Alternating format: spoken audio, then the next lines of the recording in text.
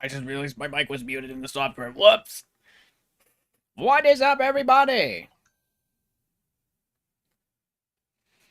Oh, hang on. Let me, where's that coming from? Oh, whoops. Anyway, how is everybody tonight? Or today, depending on your time zone.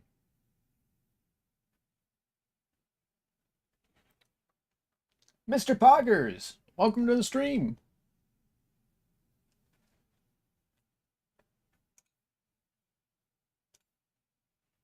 Hang on, let me,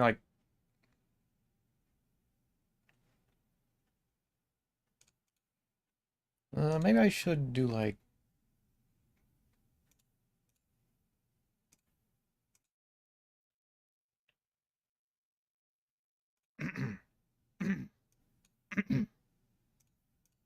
on, let me be sure of something.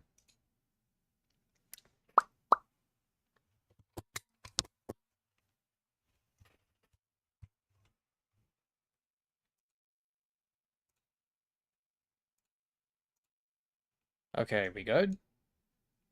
Everything's all clean and all that? Hang on, let me,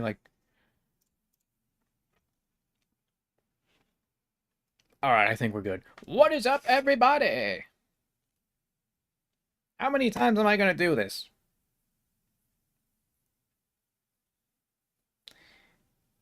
Anyway. Oh, it looks like the follower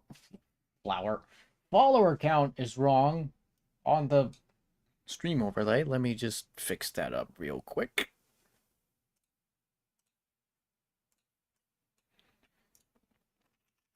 Streamlabs. There we go.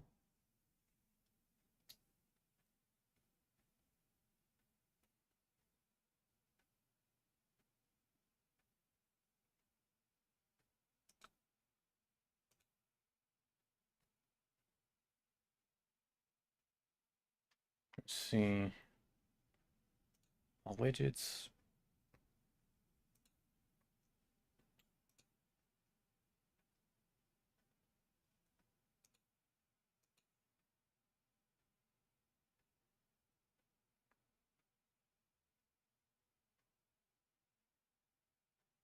Hmm.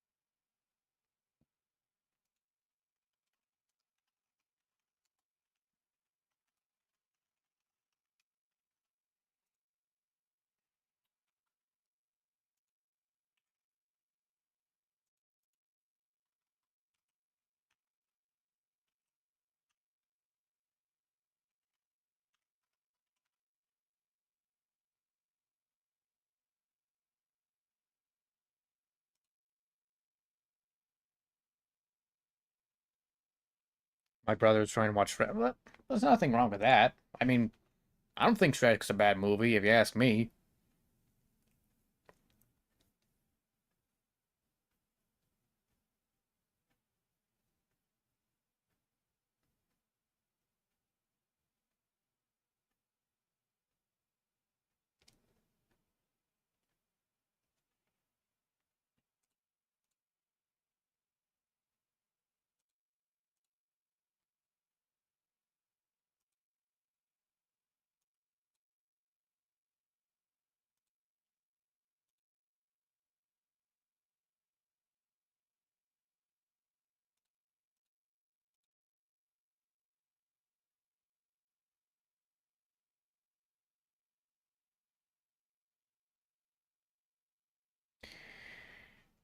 Anyway, go over here.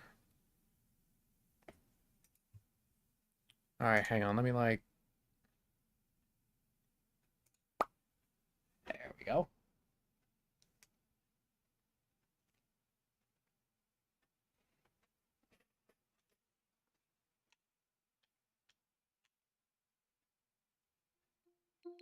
Nothing's wrong with Shrek, but it's just why now? Hmm. Good question.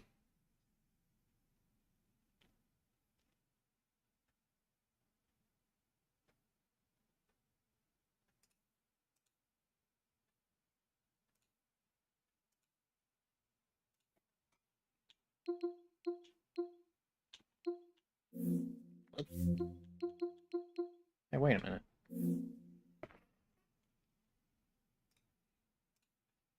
Let me adjust something real quick.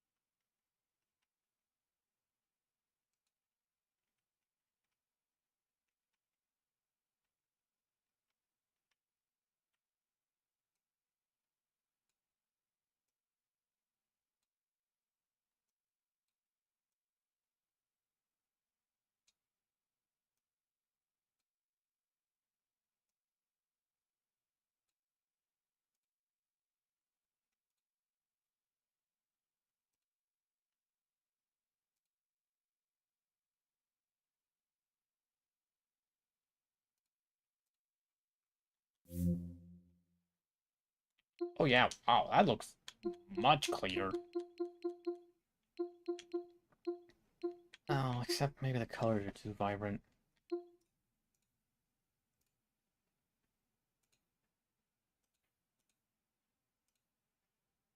Maybe if I like do the opposite.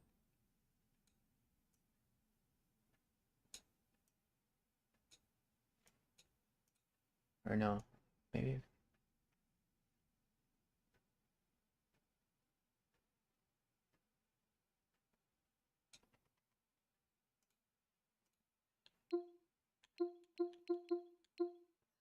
That looks better. I mean, it's not bad by any means.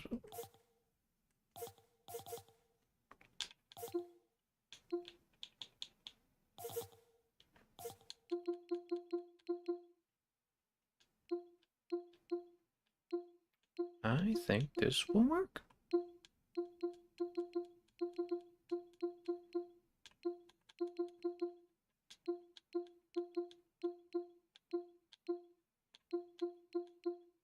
Or you know what? Hang on. We'll come back to this. Maybe. I don't know. Happy 4th of July, by the way. Yeah, 4th of July! Happy 4th of July to you as well! Freedom! Yeah. Anyway, let's get this out of the way. I'm gonna duplicate this scene real quick.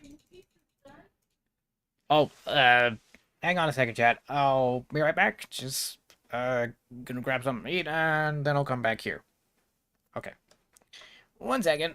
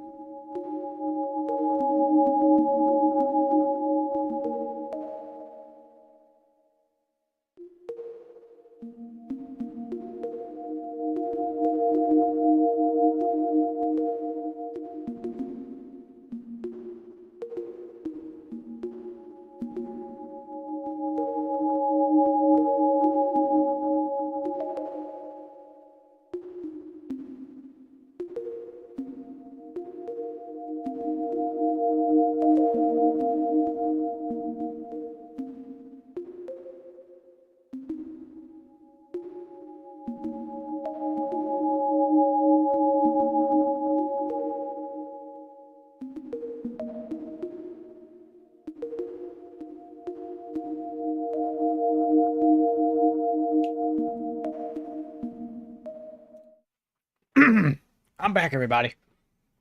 Sorry about that. Hmm.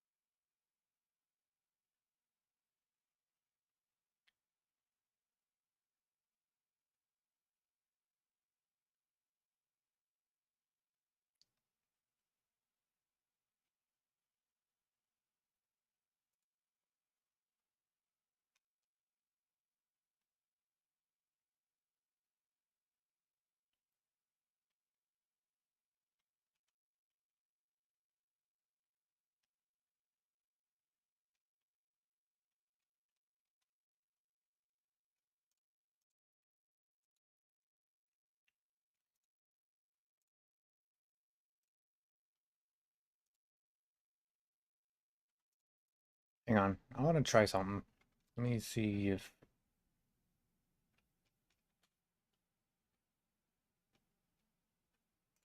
that doesn't work.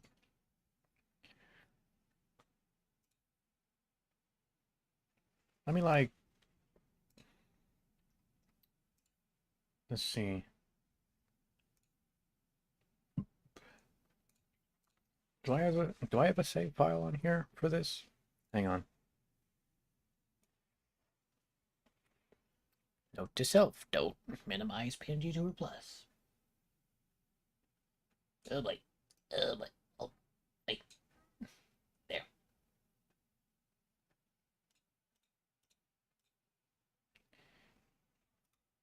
Okay. Hang on. Shift. Space. Oh, there we go. Oop. Okay, there we go.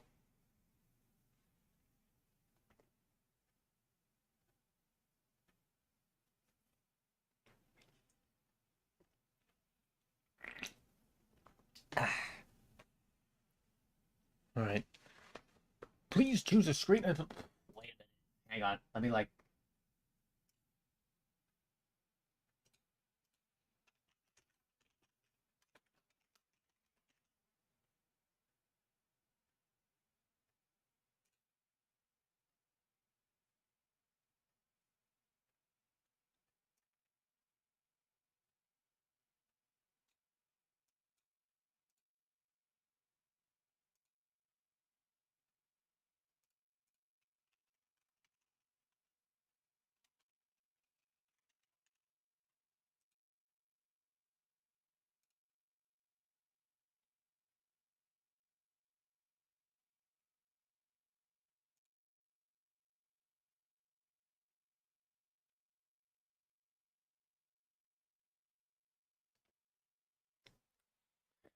Oh, shoot. Whoops. I forgot to do that. My bad. Okay. Confirm. Have you played the Stanley Parable before? Yes. Please adjust the slider until the computer is barely visible. No need to do that because it already is. Please enter the current time. Don't mind if I do.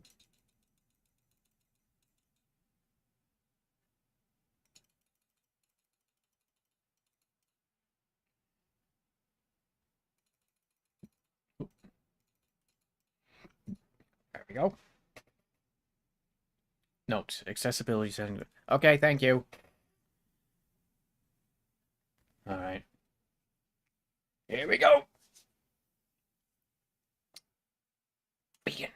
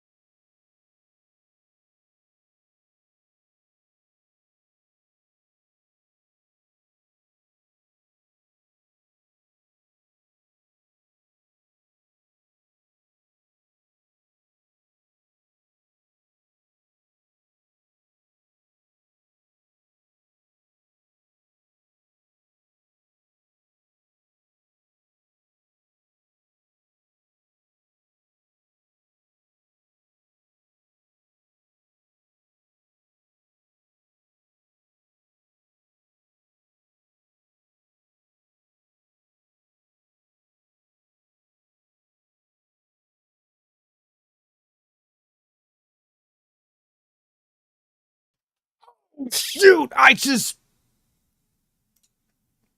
Oh, God. Are we going to have to do that all over again? Okay, yeah. Okay. Okay. Take two.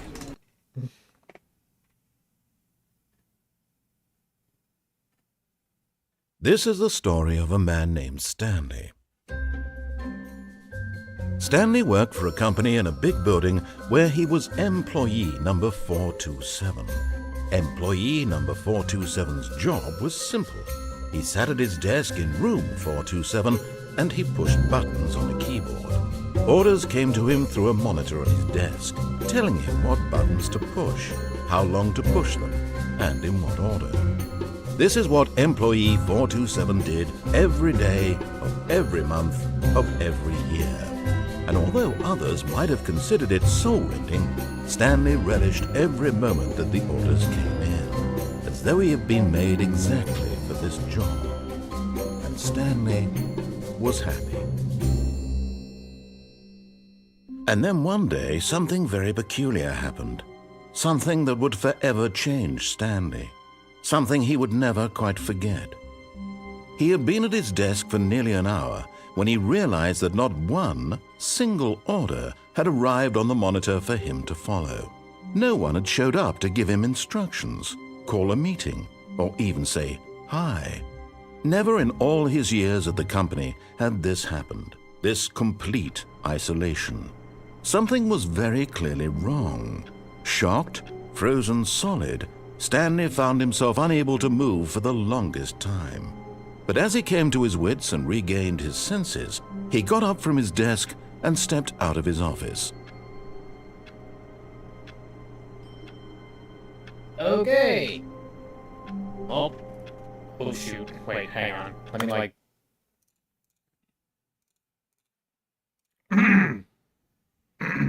Wait.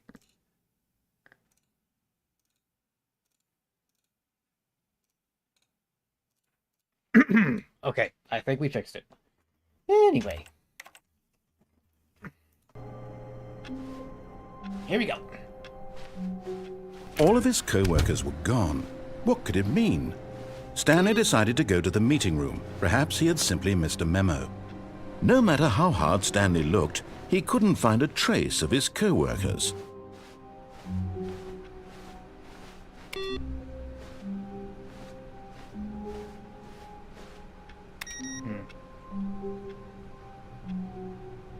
Hang on, one second.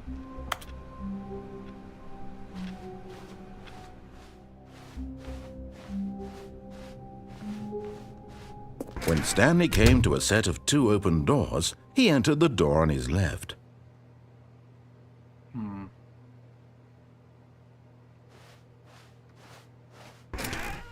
Guess we'll just go this way then.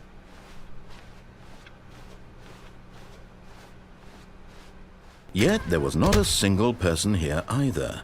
Feeling a wave of disbelief, Stanley decided to go up to his boss's office, hoping he might find an answer there.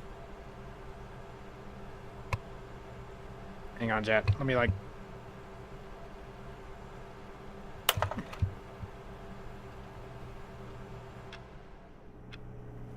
Wait, what? Why?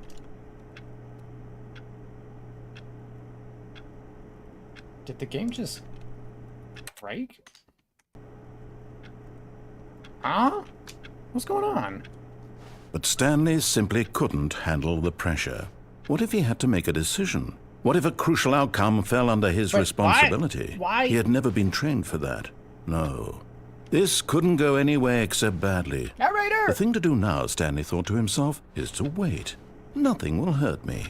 Nothing will break me. In here I can be happy forever.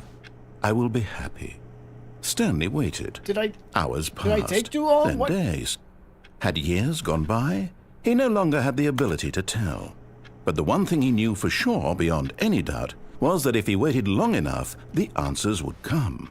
Eventually, someday, they would arrive.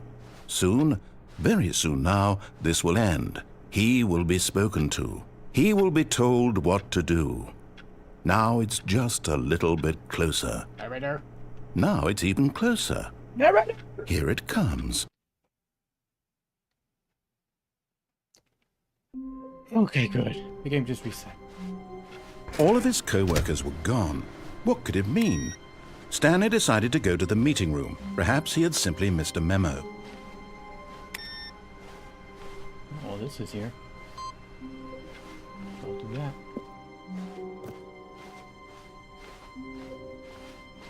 When Stanley came to a set of 2 open doors, he entered the door on his left.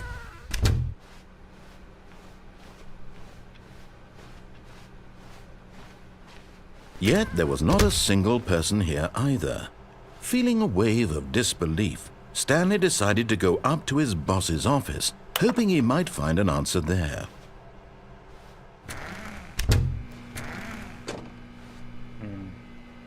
Nah, we'll come back to that. Coming to a staircase, Stanley walked upstairs to his boss's office. There's nothing there. Stepping into his manager's office, Stanley was once again stunned to discover not an indication of any human life. There's nobody here. Shocked, unraveled, Stanley wondered in disbelief who orchestrated this. What dark secret was being held from him? What he could not have known was that the keypad behind the boss's desk guarded the terrible truth that his boss had been keeping from him. And so the boss had assigned it an extra secret PIN number, 2845. But of course, Stanley couldn't possibly have known this. Yet incredibly, by simply pushing random buttons on the keypad, Stanley happened to input the correct code by sheer luck. Amazing. He stepped into the newly opened passageway. I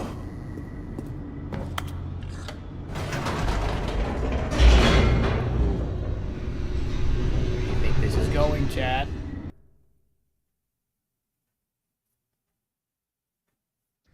Descending deeper into the building, Stanley realized he felt a bit peculiar.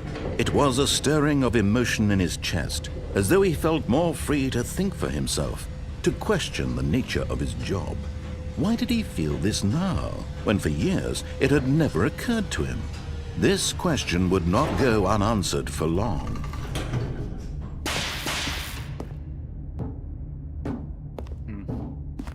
Stanley walked straight ahead through the large door that read Mind Control Facility.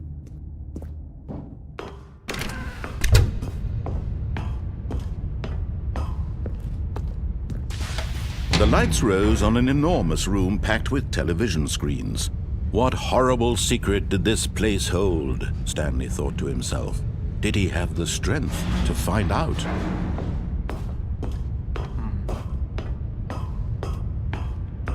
Well, I guess we're about to. Now the monitors jumped to life, their true nature revealed. Each bore the number of an employee in the building, Stanley's co-workers. The lives of so many individuals reduced to images on a screen, and Stanley, one of them, eternally monitored in this place where freedom meant nothing. This mind control facility, it was too horrible to believe. It couldn't be true.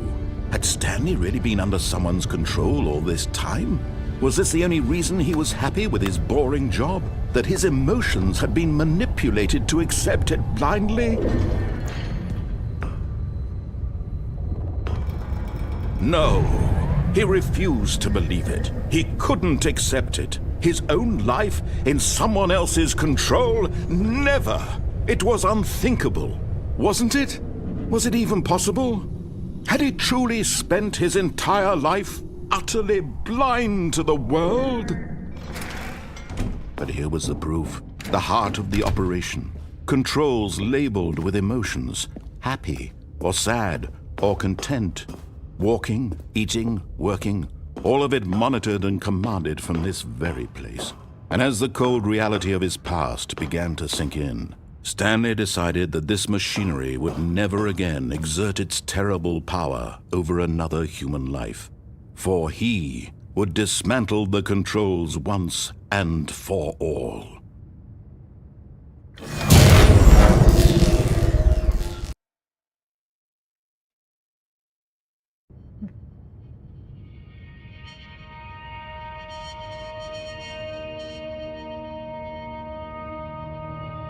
blackness and a rising chill of uncertainty.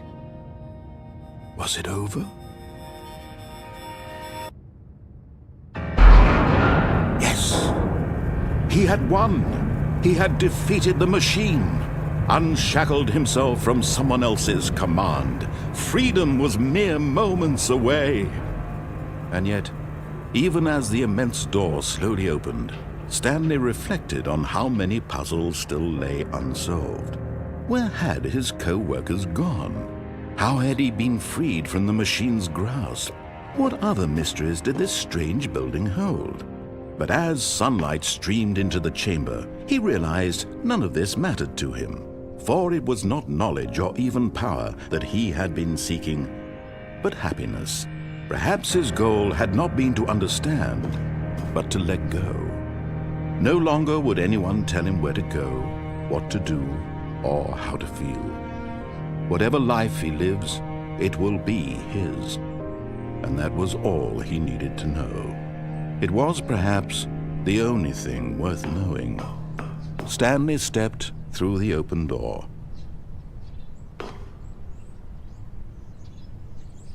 Hey, Roxas.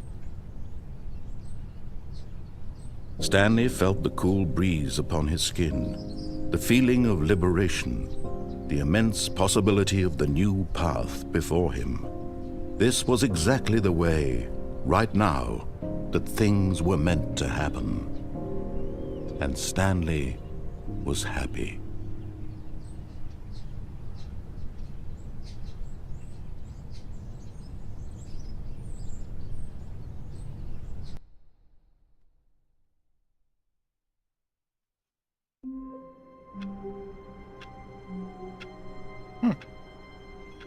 Oh, well, let's continue, shall we?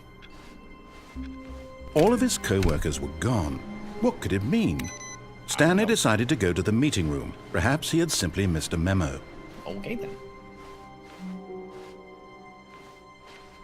Also, how you doing, Roxas?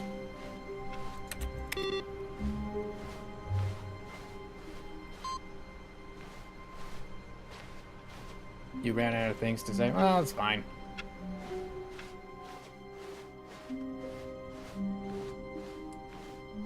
When Stanley came to a set of two open doors, this was not the correct way to the meeting room, and Stanley knew it perfectly well. Perhaps he wanted to stop by the employee lounge first, just to admire it. Ah, yes, truly a room worth admiring. It had really been worth the detour after all, just to spend a few moments here in this immaculate, beautifully constructed room. Stanley simply stood here, drinking it all in. It does look nice. Anyway. But eager to get back to business, Stanley took the first open door on his left. Nah. Stanley was so bad at following directions, it's incredible he wasn't fired years ago. Look, Stanley, I think perhaps we've gotten off on the wrong foot here.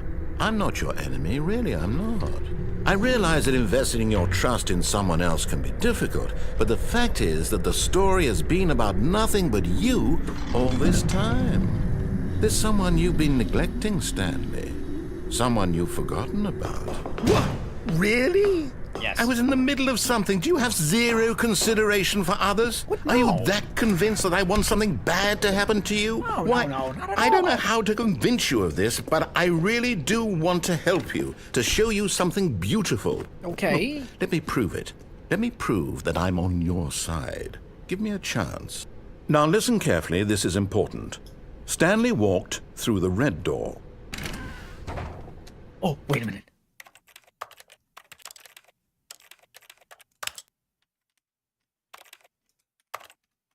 Okay. Let's see. R-E-E. Okay, that's just a bunch of gibberish. B-L-U-E.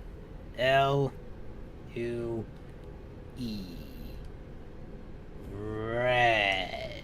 Okay, there we go. Aha, perhaps you misunderstood.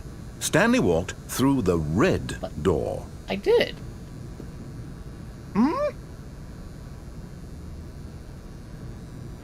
Let's try that again, shall we? I still don't think we're communicating properly. Stanley walked through the red door. This isn't even red. This is like... I don't know what color that is. Anyway. All right, fine. Go ahead, Stanley. You want to know so badly what's out there? You want to find out what lies at the end of this road you've chosen? Well, don't let me stop you.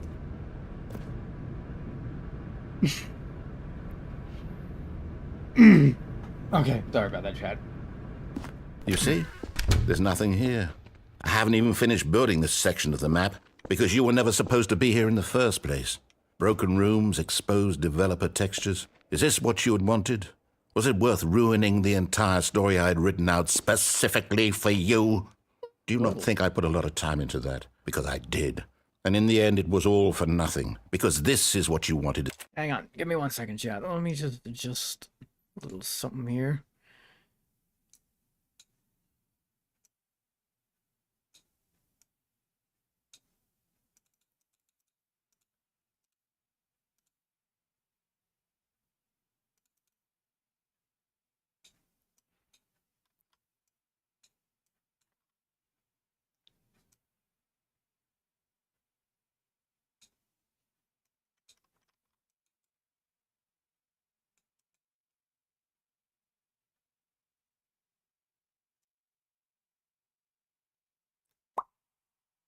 Okay, wait.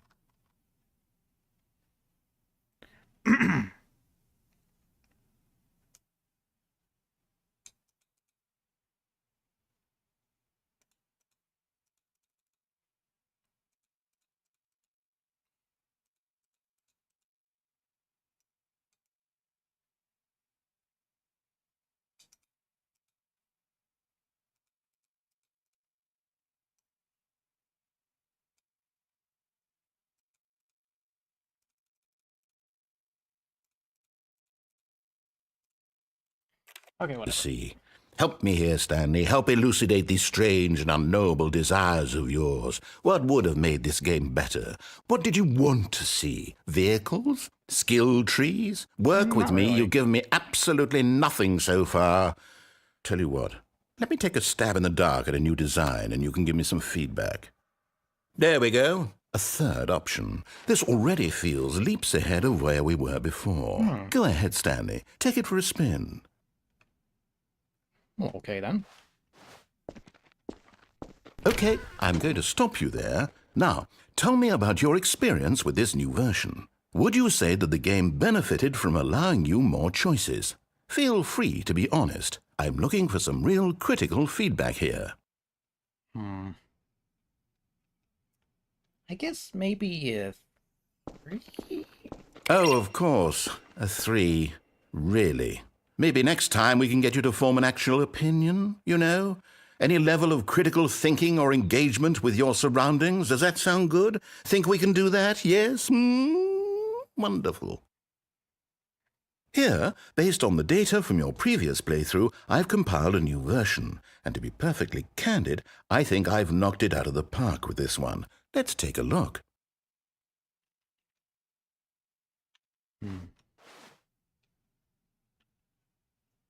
Stanley Parable World Light Leaderboard. Okay, this is interesting.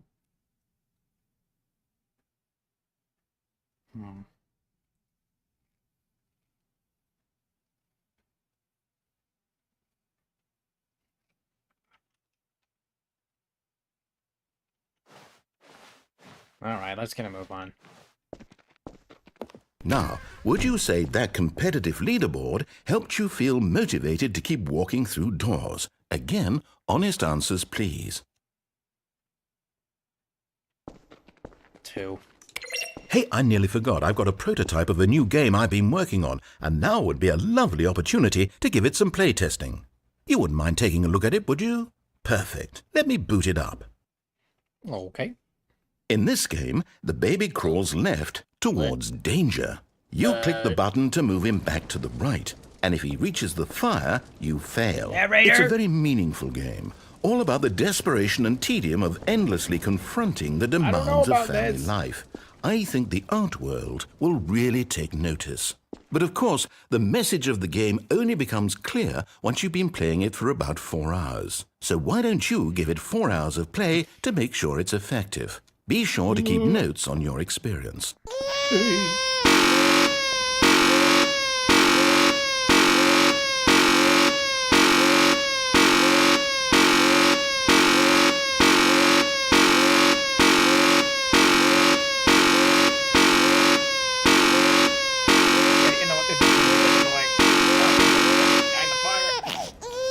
Sorry, baby, it's nothing personal, I promise!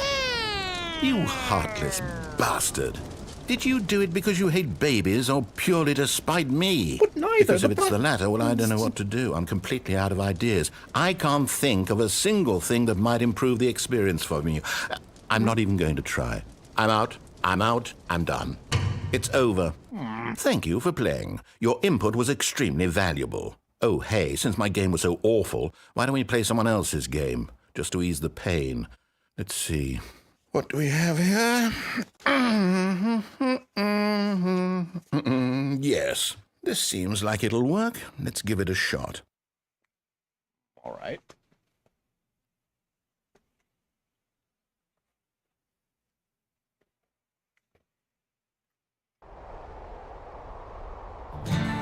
Aha! Fascinating.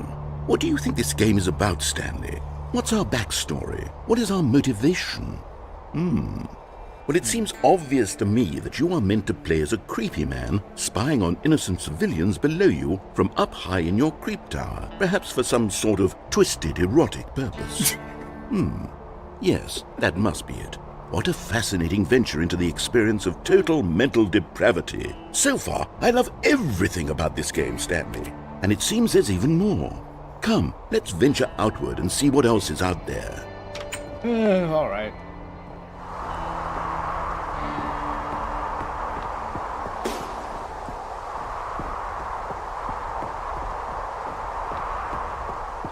Oh, no, it can't be. Wait a minute.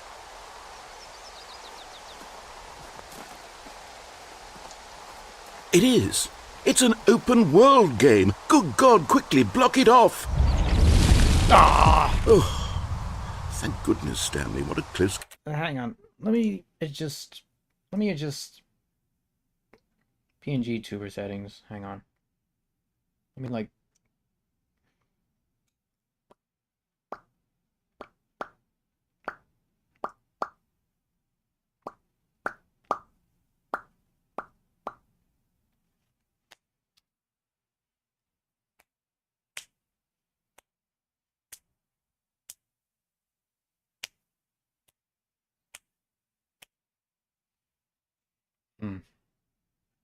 Well, I guess it's fine for now.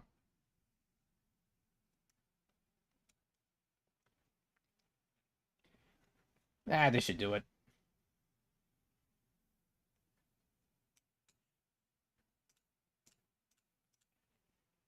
Open world hater. Zelda fans would like to disagree. Yeah, makes sense. Call. You nearly wandered off into that thing. That big, open, just wandering around. No right or wrong directions. No path to follow. You can just go in any...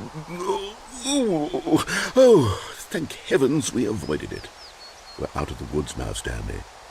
Okay, I'm going to get us out of here. Let's find another game. Preferably something with walls. Something with nice, big, insurmountable walls. Okay, I think this will be just the thing.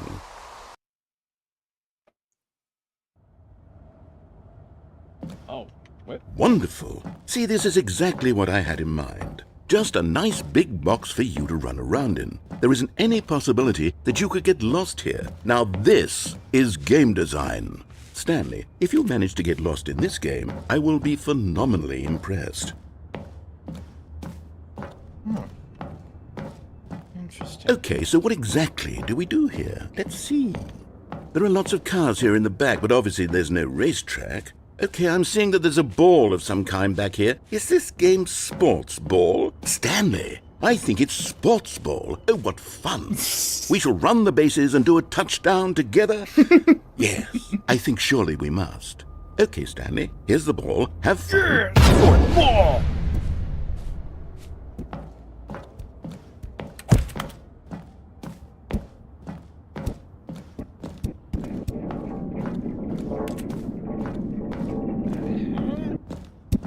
Goal! Are you doing it? Are you winning? Is this fun? Is it Kind better of. than my miserable little story that I worked so hard on? I wouldn't go that Stanley, far. I have a thought. And I realize I'm not a sportsologist, but if one ball generates a certain amount of raw adrenal pleasure, then surely multiple balls makes for an even more euphoric sports experience. I'm going to try it out. Here comes another ball. Yes! Oh goodness, that really does feel amazing, doesn't it? Stanley, I'm like a child in a confectionery shop. I simply have to have more. I'm insatiable. More balls!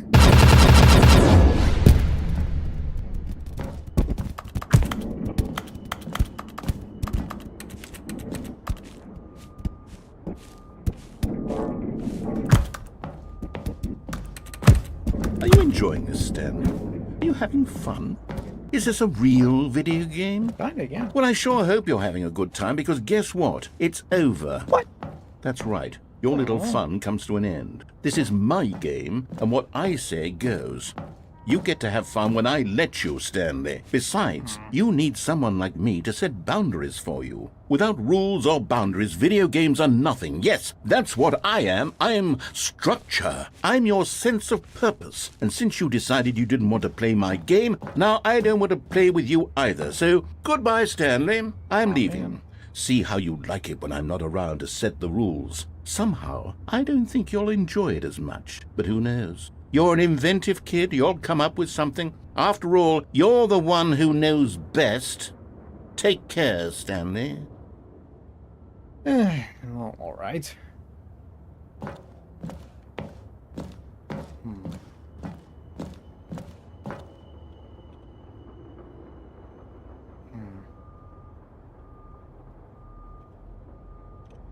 Oh boy. What are you doing?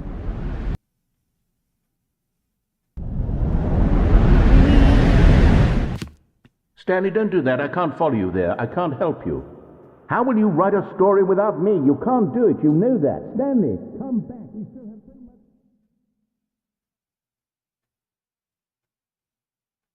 Okay, then. That was something.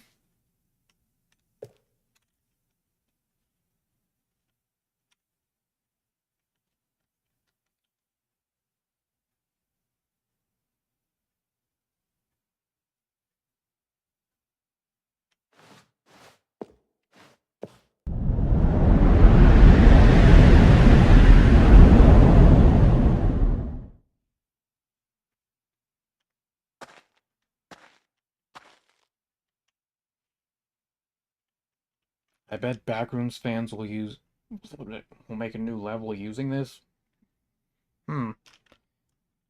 Maybe. Who knows?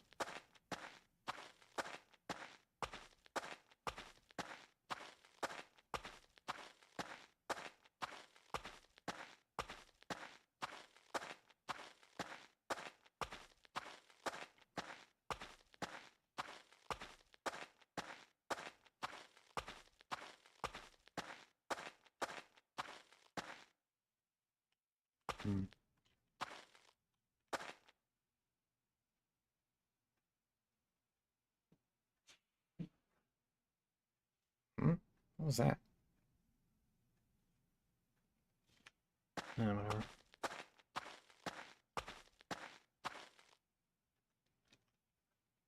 I wonder what he found. If what he wanted was to be the leading man in his own story, well, perhaps he's gotten it. Down in wherever he is right now. I wonder if he's happy with his choice, and if he's learned the heavy cost that comes with it. He'll understand soon what I was trying to tell him. He needs me. Someone who will wrap everything up at the end, to make sense out of the chaos and the fear and the confusion. That's who I am. That is what I mean to this world. Oh, yes. Yes, I'll be back. There's no other way. Once this ends, after it all comes to a close, then I'll be back. The end will be here soon. Very soon. I can wait.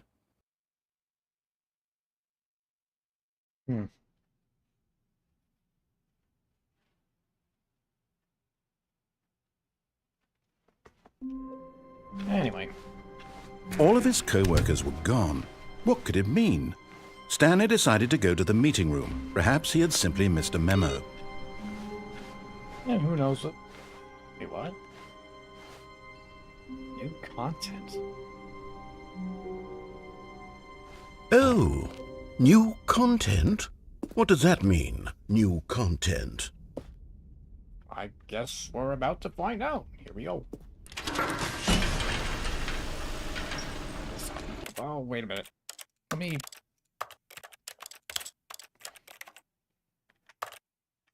Yeah.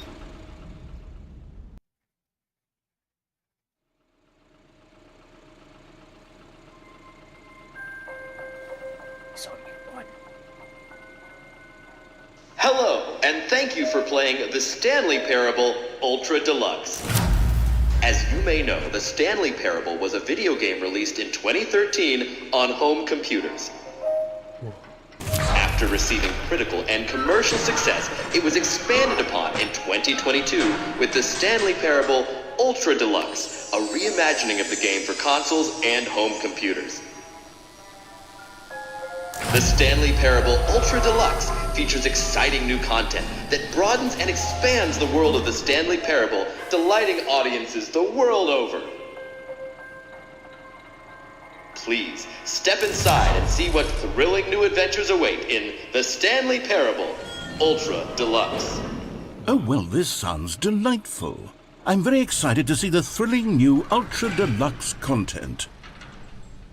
Well, let's see what's in it. Okay, so far it's an elevator. Nothing special yet, but I'm sure it's just the beginning of a mesmerizing adventure.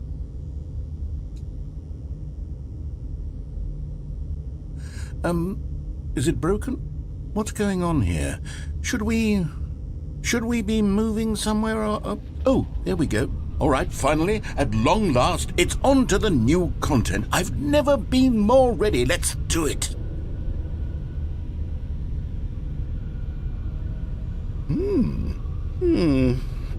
I have to say, initial impressions of Stanley Parable Ultra Deluxe, mostly tedious. It's as if Oh, okay. Let's see the content. Gimme the content, Stanley. A trip to the Voidlands. I don't know what that is, but I'm curious to find out. All right, let's see. It's the jump circle? Jump circle? What's this all about?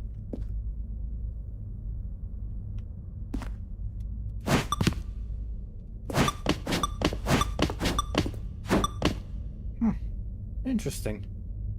I'm not going to use all of them, though. Is that it? Surely that's not all the new content. There has to be something else, right? Goodness, another elevator. Stanley, I have to say, initial impressions of this game are not positive. It's just elevators and jumping. Is this what passes for exciting new content? If this is new content, then I could just read you the whole dictionary. There's 20 hours of new content right there. Hell, I could count to 30 trillion. You could put that on the box. The Stanley Parable Ultra Deluxe, now with over 1,000 hours of new content. And oh, wait. There's more. Very good. Yes. I knew there had to be something else. Let's see it. I'm ready for whatever it is. Well, this ought to be good. That's it? Oh, you've got to be kidding me. You see, Stanley? This is what happens when greedy video game developers with no respect for their fan base rush a cheap expansion to market for no reason other than to make an easy dollar. And don't get me started on the level of craftsmanship that's gone into it. In fact, I'm looking right now at the game's achievements, and it's hard to believe one of them actually says, "Test achievement, please ignore." What quality assurance department signed off on this? I'm infuriated and I'm offended, and I intend to find these people on Twitter and hold them personally accountable. It's my fault, Stanley. I built up too much anticipation around the new content, I'm afraid. It could never have lived up to such expectations. If you're still with me, why don't we just reset the game, and we'll try to get back to what the Stanley Parable is really about. No frills, no gimmicks. Just you and me having a great time together like always. What do you say, friend? Yeah, sure, why not? Here we go. Whoa. What the heck?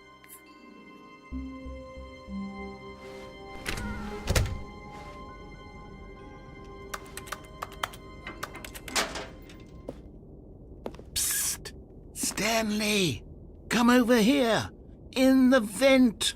I want to show you something!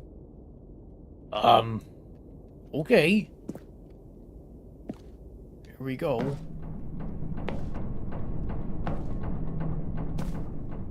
Whee!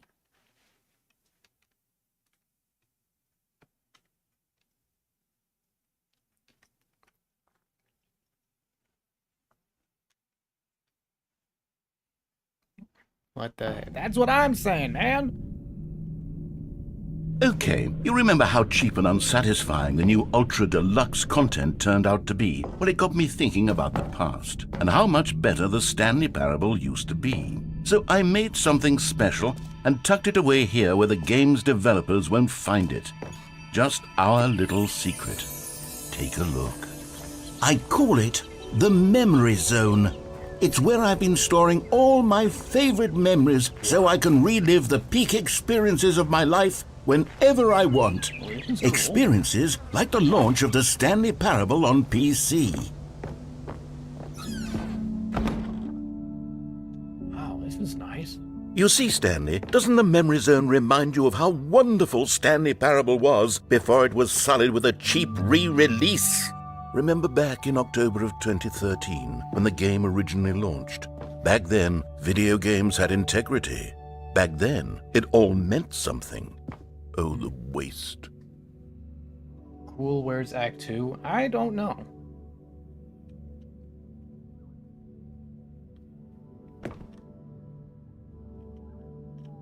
The Stanley Parable.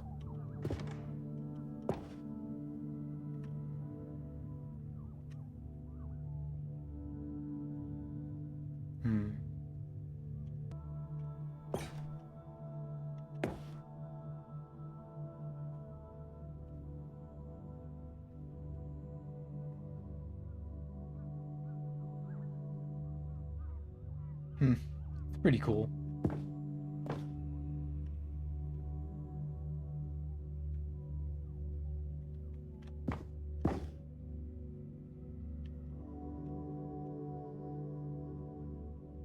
The original remake. Hang on.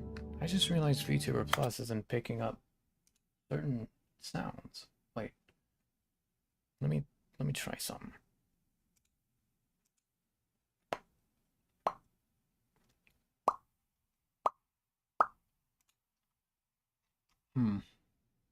That's weird.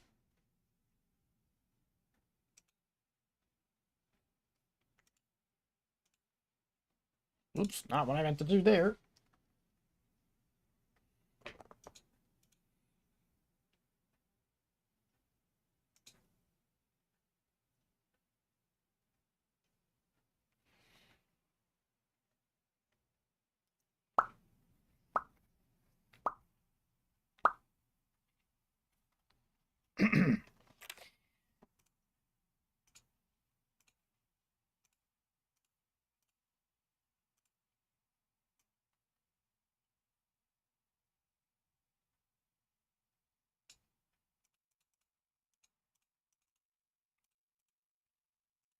Okay, you know what? Never mind. Let's just ignore that for now. Anyway.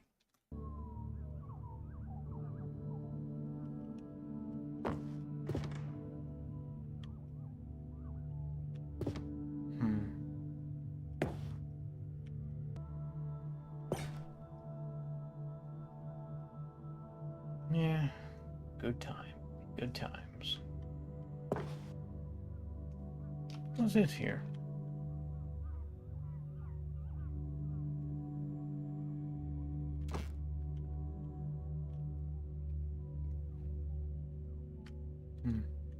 Why aren't your streams as popular as before? I don't know. Probably because today's 4th of July and everyone's doing whatever they want for 4th of July.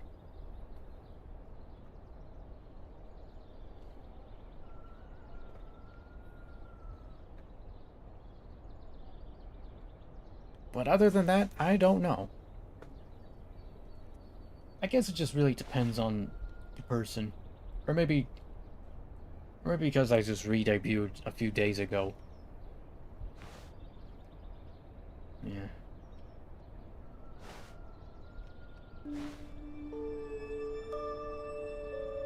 Stanley Parable demonstration. I've actually tried this. It's actually pretty cool. Unachievable. It is impossible to get this achievement. Go outside. Don't play for 5 years. Well, if I had the original Stanley Parable, I would have gotten that already. Back in 2013. But I didn't get the original, so... What's this here? British Academy of Television and Arts. Blah, blah, blah. Interesting.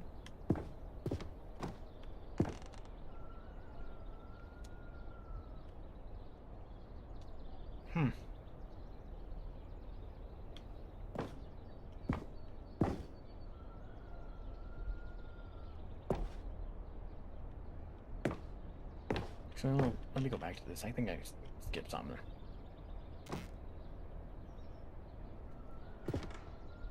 Never mind.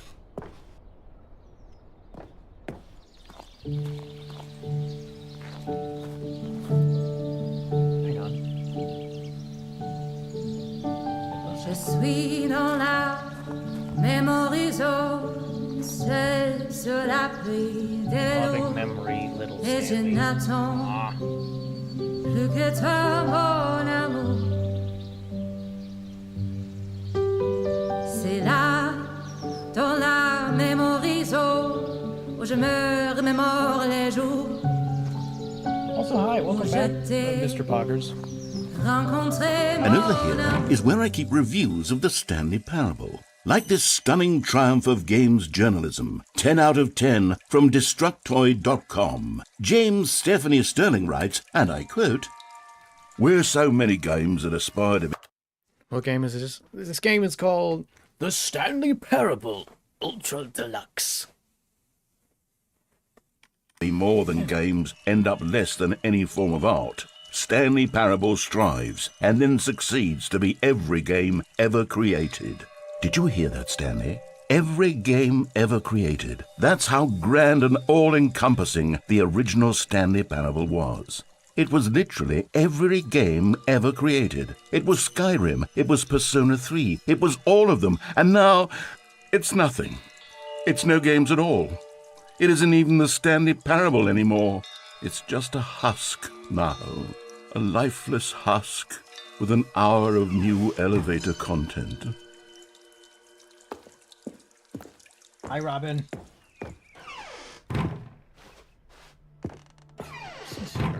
Here's another moving passage, this time from GameSpot.com.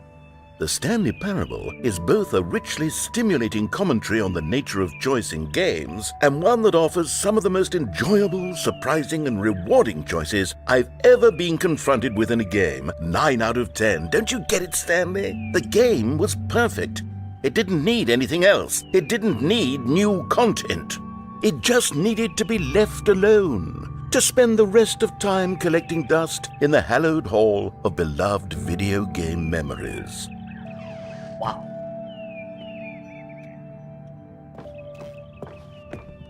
That is something.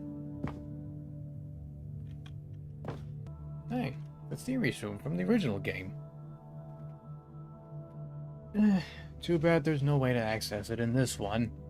At least without some sort of jumping glitch to get over these boxes.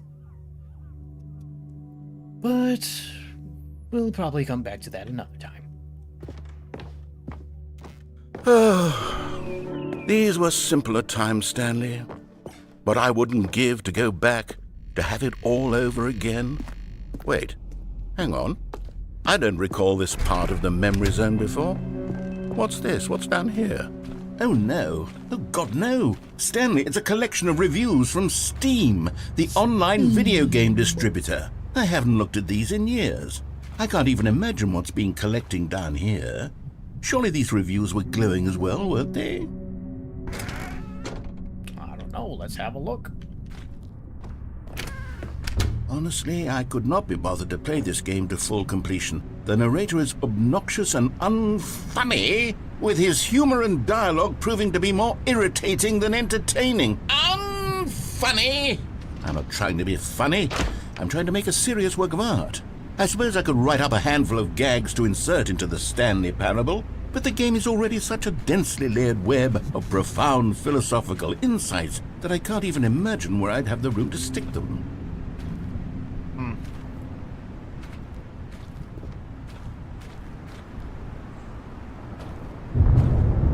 Hint, no. Okay. Also, how you doing, Robin? I haven't seen you in a while. Okay, let's see what this one says. While the idea for the game is good, for someone who prefers non-linear games, this preachiness gets annoying fast. Preachy? Stanley? I'm not preachy, am I? You can tell me if I'm preachy. Honestly, you can. Oh, goodness. This is actually quite shocking for me. Well, to be honest, I had always thought of the game's dialogue as being rather terse to begin with. You can't know how much fluff I cut from the game to get it to feel as light and airy as it... Well, I always thought it did. But maybe it wasn't. Oh dear. What an awful memory to have to hold on to. These black marks on my otherwise unimpeachable track record. I feel like a failure. Like I let these people down. Perhaps the Stanley Parable isn't quite as sterling as I always remembered. Oh no, Mr. Poggers, there's someone in my Twitch chat named Robin. I'm doing good, and yeah, I haven't seen you all. Yeah, we should hang out more.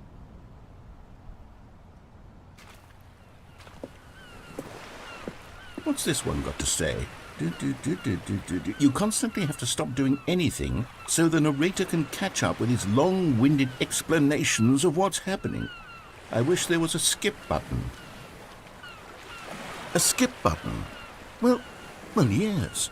Yes, I think we can do that. If I'm truly too preachy, then maybe letting you skip ahead for just a moment, surely it couldn't hurt.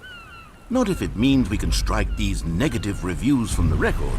Only positive reviews of the Stanley Parable. That's my motto today, and it's always been my motto. I'd do anything for the customer, Stanley. Yes, a skip button we shall have. Well, all right then. And here it is. Go ahead and give it a shot. I'll pop you forward in time so that the second my incessant droning starts to bore you, with just the push of a button, you'll have zipped right past it. It's what the players have been asking for, and I'm very proud to have delivered. No more listening to me rambling on and on and on. No. The Stanley Parable is a game for the people, and if the people want silence, then by goodness, that's what they're going to get. Well, don't sit around waiting for me to shut up. Go ahead and make me shut up. Here, we'll pretend that I've just begun an interminable monologue, and it goes something like this. The story, and the choices, or what have you, and therefore, by becoming it is, so on and so forth, until inevitably, we all until the end of time, at which time... Oh, you're back, you see. You were only frozen in time for a few minutes, but it was plenty of time for me to deliver a long, rambling monologue full of unnecessary verbal flourishes and lengthy ruminations on the nature of choice in video games. Of course, I happen to believe it was perhaps one of my more profound such ruminations. Not that, of course, you need a description of it, but if I had to describe it, I'd say it was perhaps less of a rumination and more of a treatise. Or maybe a manifesto. Look, I'll outline it for you very briefly and you can tell me what you think. Okay, so my theory is that any choice you've ever made is simply a series of choices made by the person who you are or were or will be at the time of having made said choice. That is to say, if by articulating a choice you've already made, you bring that choice into being, then by making no choice and saying nothing, are you... Well, there's sport. You really... Hope you're doing well, Morcho. Oh, well, thank you, Robin. Robin. Sorry. Yeah, skip it, Henry Stickmin.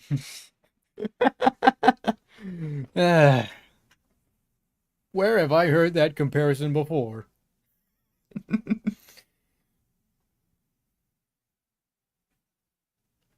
But yeah, I hope you're doing well too, Robin. What was I gonna say again? Oh yeah. I'm actually wondering if the creator of Henry Stickmin would want to use my design for his next game. I mean, not that my design that you're seeing right now was inspired by it, but hey, it's... I mean, it's something, alright. Anyway, resume game. Really did catch me rambling on a bit, didn't you? But that's the power of the button. The minute I start to go off on a thoughtless display of self-absorption, it's right at your fingertips to go poof, and it's all over. Oh, I can't wait to see what Cookie9 will say about this, and whether they'll edit the rating of their Steam review, or at least change some of the wording, perhaps. To be honest, I don't even know if one can change their review in the first place. I guess I should become better educated on exactly how Steam works. Perhaps that would have been the smart thing to check on before I went about this whole exercise of making the skip button. Okay, welcome back, Stanley. Now, I should say that the amount of time the button has been skipping through is becoming longer and longer. That last one was, well, I want to say maybe 30, 45 minutes? It's not unendurable by any means, but it's, well, there's really only so much I can ramble on to myself about. I know, it's shocking, isn't it? But at any rate, I do suggest that we not press the button again. I think the skip button has been aptly demonstrated, and we can say goodbye to it and just... Wait, how do we get out of here? Where did the door go? Wasn't there a door that led into this room? I do feel quite certain that there was one here before. How else would we have gotten into the room in the first place? I don't think one can enter a room without a door of some sort, or a window or something like that. Do you see a window anywhere? A porthole? A sufficiently large crack in the wall? I'll take any of these. All I want is for us to move on and to please step away from the skip button, to go anywhere other than the skip button. There was a door here before, wasn't there? I swear there was. Where did he... Stanley! Oh, well, that's good to hear, Robin.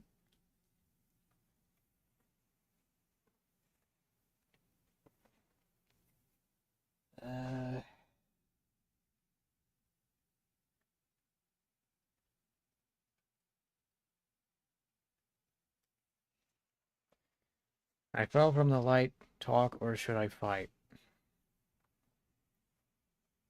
I don't know what that means. Whatever. Let's move on. Stanley, please don't push the button again. It's been 12 hours. You've just been frozen there. I don't know why the skips are getting longer, but they're really, truly getting longer, and my God, there's no way out of the room. Stanley, the door is gone. It's completely gone. I've looked at it from every angle. I've checked every one of those walls. Oh, Stanley, you're back. You're back. Oh, my goodness. I have someone to talk to again. Stanley, I think it's been a week. Or 2 weeks. I've been sitting here all that time. Just sitting here. Not a single person to speak with. And you'd think that that's just how it's always been, right? Me talking and you saying nothing. Would you think that it's exactly the same as always? Doesn't that feel like what we've already been doing? Me just talking? But it isn't, Stanley. It isn't the same at all. It isn't even close. Because I know you can't hear me once you push that button. That's what I'm realizing now, Stanley. I'm realizing that I needed to know that someone was listening. I needed there to be a vessel through which my words were moving. It was the vessel I needed, Stanley, not the outcomes, not the story. None of that matters anymore. I'll give it all up. I'll give up every branching path. I'll burn my story to the ground. One single thing I need, and God, I can see now that I need it more than anything, is to know that someone else is taking it in. These words that I'm saying, I need to know you can hear me. Because maybe, Stanley, maybe, if you can hear me, then maybe it means I'm real. Maybe I'm not just a fiction. Was I scared of that all along? Perhaps, yes. Perhaps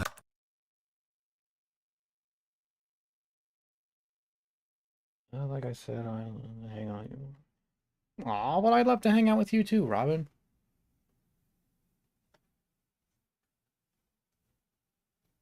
My cousin wants me to play Robs again. No. Well, alright. Go ahead and do that if you will, but hey, you're always free to come back to the stream if you want. Anyway, back to the game.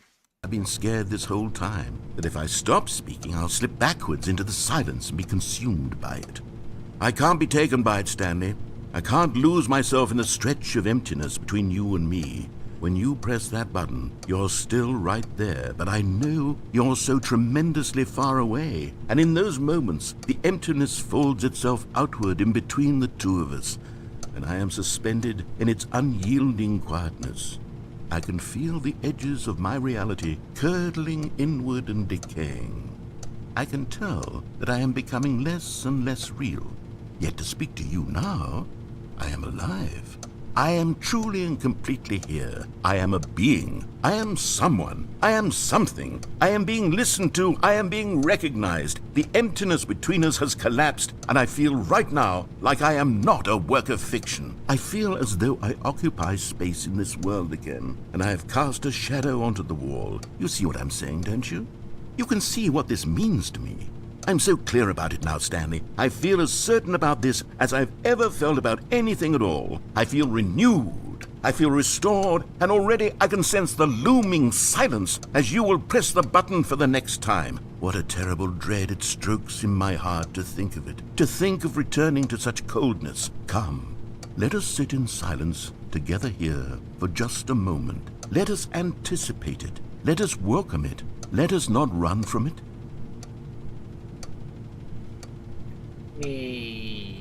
No, thank you.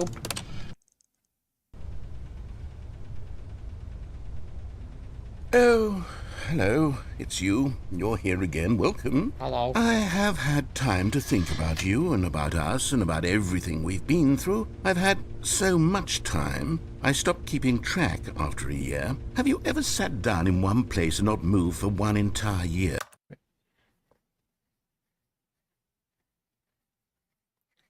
Who's the third person? I don't know. Yeah, of course you're nice. Aw, that's really nice of you to say, Robin. What? What? What do you mean by what?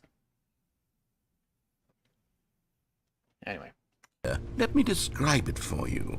To begin with, there is only regret.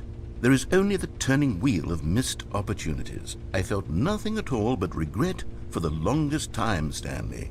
Days, months. I lost it all in a blur of the deepest longing to undo the past. And when that feeling had begun to subside, what took its place is what I can only describe as the collapse of every moment I have ever experienced my entire life. All of them collapsed down into a single instant. In that instant, I could see myself clearly, calmly, with a collected heart. It was an impossibly rich wellspring of both delight and disgust simultaneously. I was consumed by it. I could do nothing but wallow in it for what felt like an eternity, for what I now know was far less. All right, take your time, it was a revelation for me. It was unlike anything I had ever known. It was a space without consequence, without action or outcome. It was divorced entirely from the question of free will that you and I have squabbled over for so long. There could be no one ending, no singular outcome of events, not if all events existed in the same moment. And I felt freed. I felt unburdened by the need to manifest a particular outcome into being. I saw that I could allow myself to exist along all timelines, and that each of them was simply a strand in the web of my being. It was incredible, the spaciousness, the equanimity of the moment, both singular and infinite. For the longest time, this was my experience. And then this moment passed, and the most unyielding fear I have ever known crept into my mind. And it is this sensation that I have been experiencing now for longer than I could have ever expected was possible. I have been waiting for you. Not that you might save me or do something to fix it, but merely to state for you the plain fact of this manner of existence. I wish you to feel afraid as I do, that perhaps one day this state of mind will consume you as well. Perhaps you will somehow, in some way, have to live as I do now, and I wish for you to know how excruciating it is, and for you to be in true terror of its eventual arrival. If I can only do this, only this one thing, perhaps it will bring me the smallest moment of peace in the darkness. Okay. Yep.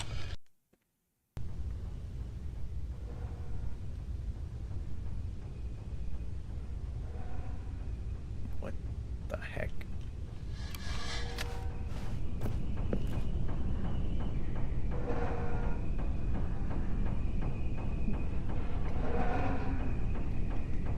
Okay, that is a bit creepy. Let's hit the skip button now. Ah.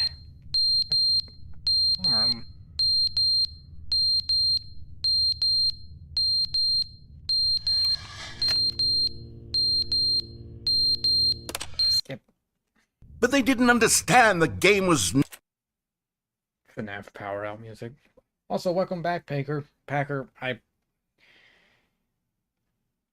Is it with a hard A or a soft A? Or no, that's not right. Is it with a long A or a short A? Yeah, that sounds about right.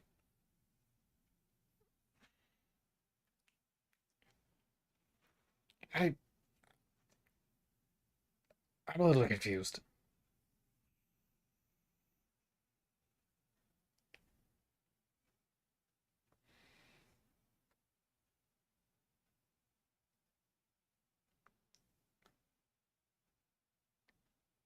Packer. So like Packer, like PAC as in Pac-Man, right?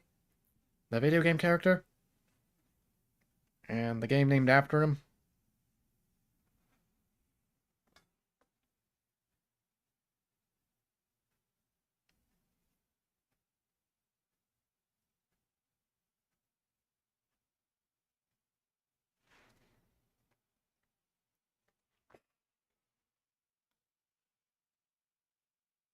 Okay, good to know. Thanks. Packer. That's a lot easier to remember. Never meant to be funny. It was meant to have a point. It was meant to speak to the human condition. But where are the jokes? Where are the jokes? They bemoaned, they screamed, they gnashed their teeth and said, entertain us. It wasn't enough. They had to leave a pathetic little thumbs-down review and make all of their pitiful demands. But then, he's talking too much, they said. First, he didn't entertain us, now he won't shut up. It's the inconsistency, it's the lack of accountability, it's the unwillingness to examine with an uncompromising heart the words that they are speaking into the world. As though there were no consequences for a lack of cohesion in one's assessment of others. But of course, absolutely anyone can leave a review. So here's what we get. We get these demands that seek everything and are accountable to nothing. We get a world where someone will say, oh, there should be a skip button. You should be able to freeze Stanley in place while the narrator sits there forever and...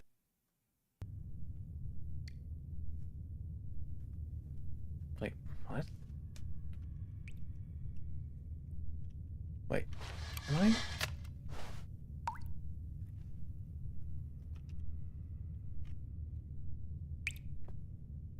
I'm hearing drips of water.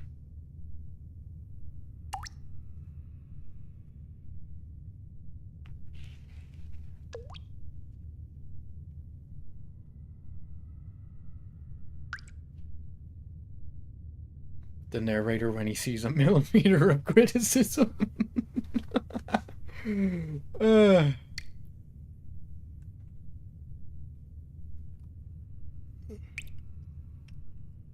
Anyway.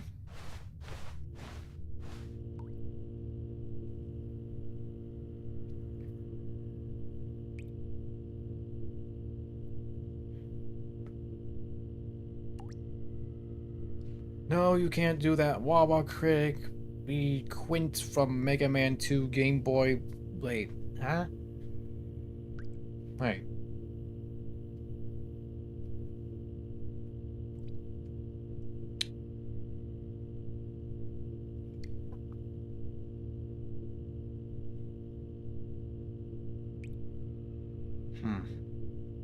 I'm not exactly sure if I get that reference.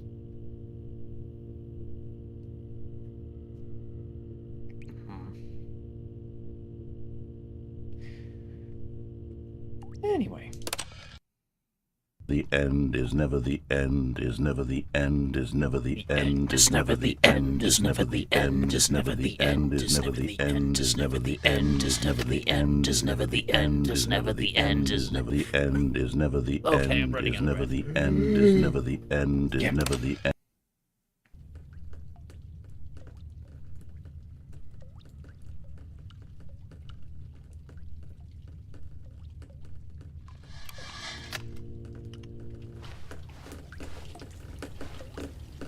Oh, there's a lot more water now. Skip. Whoa. What happened here?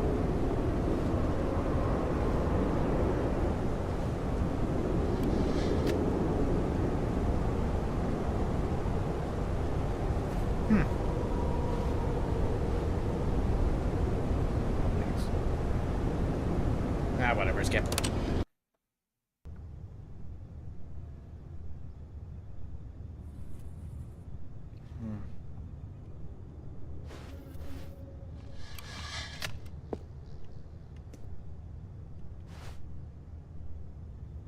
Welcome back, Mr. Poggers.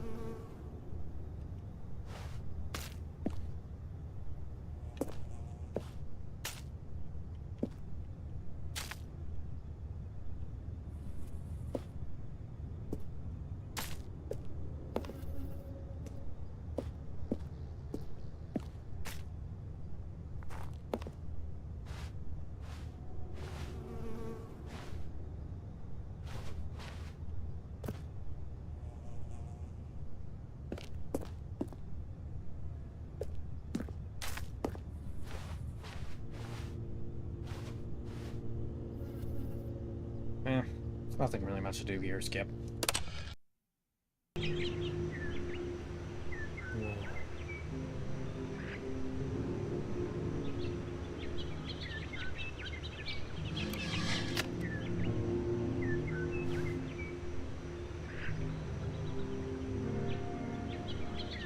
Well, this looks nice. Stanley touches grass.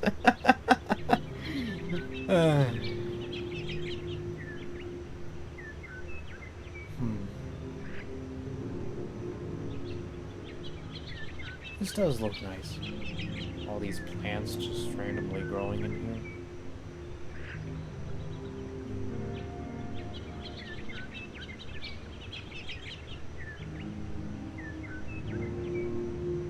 It's beautiful.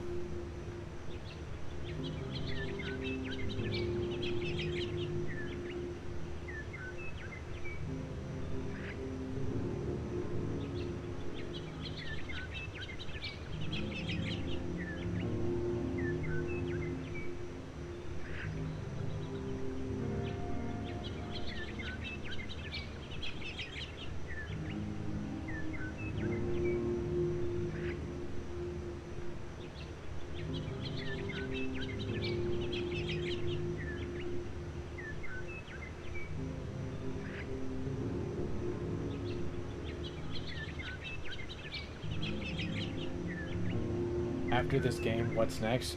I don't know yet. I mean, I might do this whole game the entire stream. Who knows, but oh well. What happened to Morcho? Why isn't he moving? Oh, I can still move. See? It's just admiring the plants, that's all. Although I guess if it's enough, I guess we can go ahead and skip it.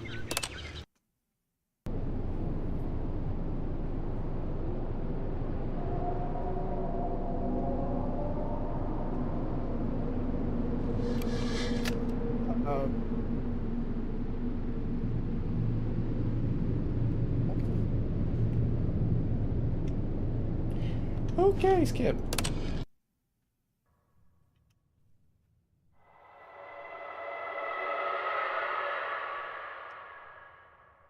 Hello?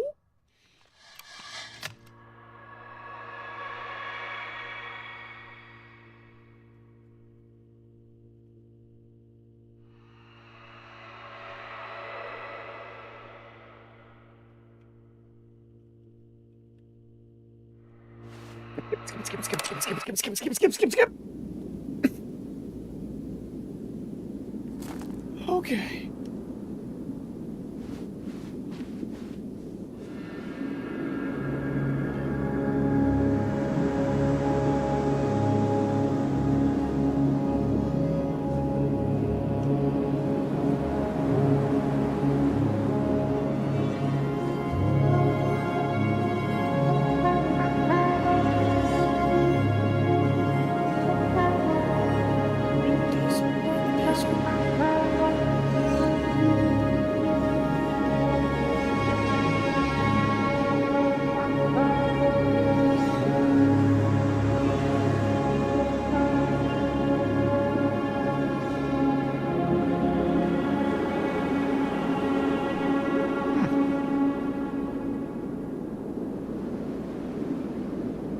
Nevada.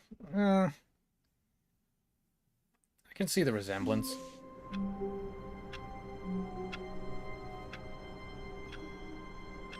Where's Tricky at? Who's Tricky? Ah, whatever. All of his co-workers were gone. What could it mean? Stanley decided to go to the meeting room. Perhaps he had simply missed a memo. Wait, the hallway's dark. What? New content. I wonder what this is about. Oh, good. You noticed my sign. Yes, I have something very exciting to show you. All right, narrator, let's see it.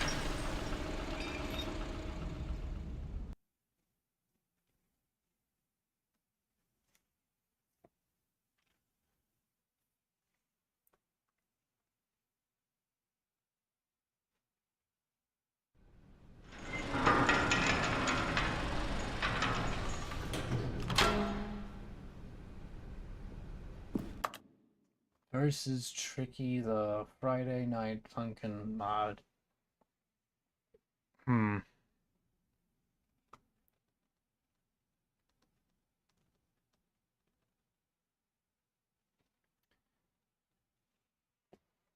I don't think I've heard of it. Plus, I'm not really a fan of that game anyway. I mean, I'm not saying it's bad. I just never piqued my interest, that's all. You see, Stanley, I've been reflecting on the Stanley Parable and about how roundly disappointing this ultra-deluxe version has turned out to be. The original Stanley Parable was a landmark, and any new content for it should live up to that legacy. So forget this ultra-deluxe nonsense. I say we take it one step even further. Which is why I'm very proud to announce for the first time ever, the Stanley Parable 2. A Parable 2! Yes, you see, isn't this far superior to a measly re-release with a few minor additions? Think of all the new territory we'll cover with a fully fledged sequel. An entirely new experience, built from the ground up. Why, there are so many possibilities. It could go in so many different directions. This is what fans have truly been asking for.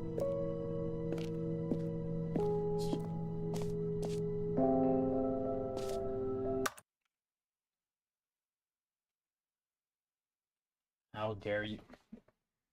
Bruh.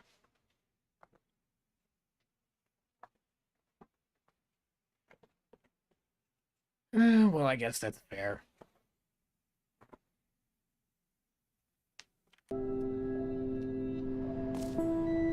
Face the sequel.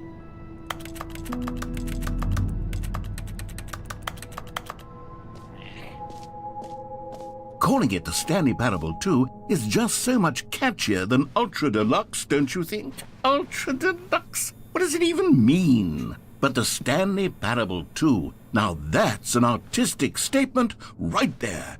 It's future-oriented. It screams progress and innovation and long-term franchising potential. I see that hair moving. Yeah, my hair moves. Watch.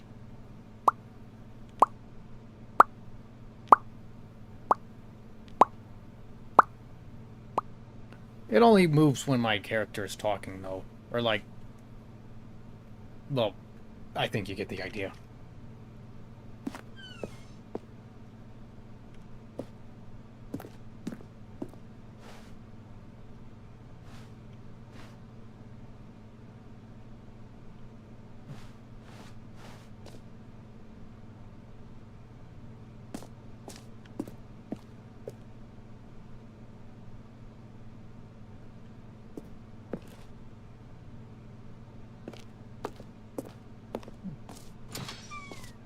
Now, to be clear, I haven't quite nailed down what exactly the Stanley Parable 2 is going to be, but let's take a look at some of the features I've been developing for it. I figure that if I can loosely organize a handful of interesting concepts, that surely the game will sort of naturally spring up around them. It'll all work itself out. Hang on, what does that say? Let me, like...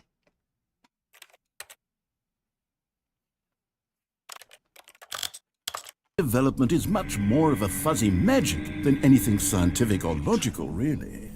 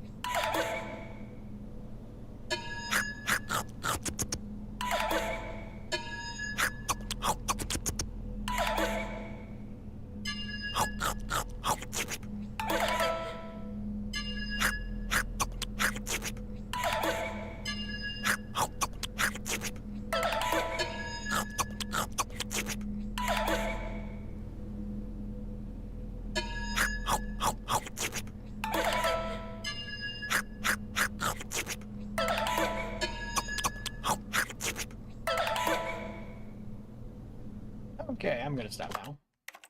Let me just set this back the way it was. There we go. What's that say? I can't read that. Ah, whatever.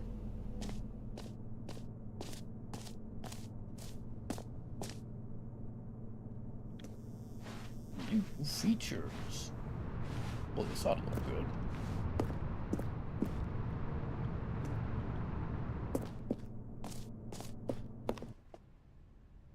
Yeah, I guess that's kind of fair.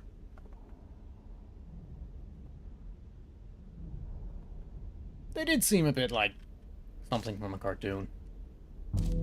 Here we are. Go on, try out some of the new features. Oh, all right then. Exclusive. The button that says the name of the player playing the game.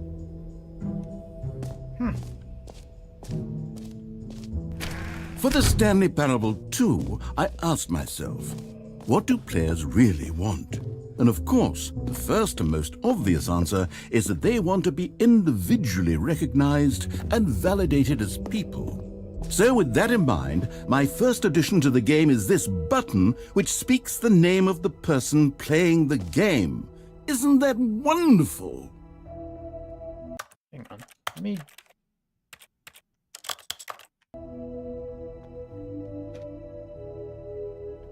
Dev team, yes.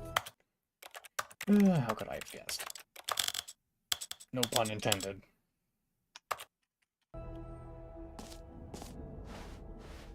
Jim, sorry, I should have clarified. Right now, the button only says the name Jim. But of course, in the final game, this button will say your name, whatever name that is. Here, let's have you role-play as Jim to really simulate the full experience of this feature. Just play along. I promise you'll love it. Okay, here we go. Let's take a deep breath, clear your mind, forget whoever you are, and simply become a person named Jim. I want you to imagine yourself living as Jim, sleeping and waking as Jim, falling in love and being heartbroken as Jim, seizing all of the world's possibilities as Jim, and as Jim watching your dreams crumble into dust. Do you feel it deeply? Are you really, truly Jim right now? If so, then please step forward and press the button.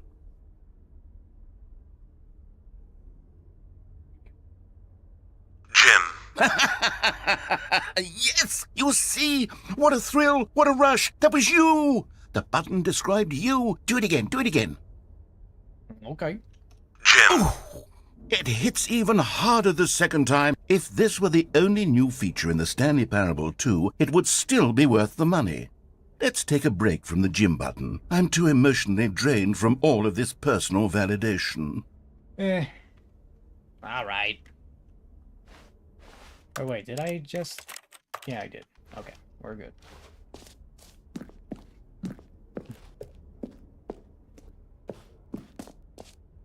I've always wanted to know what my name was.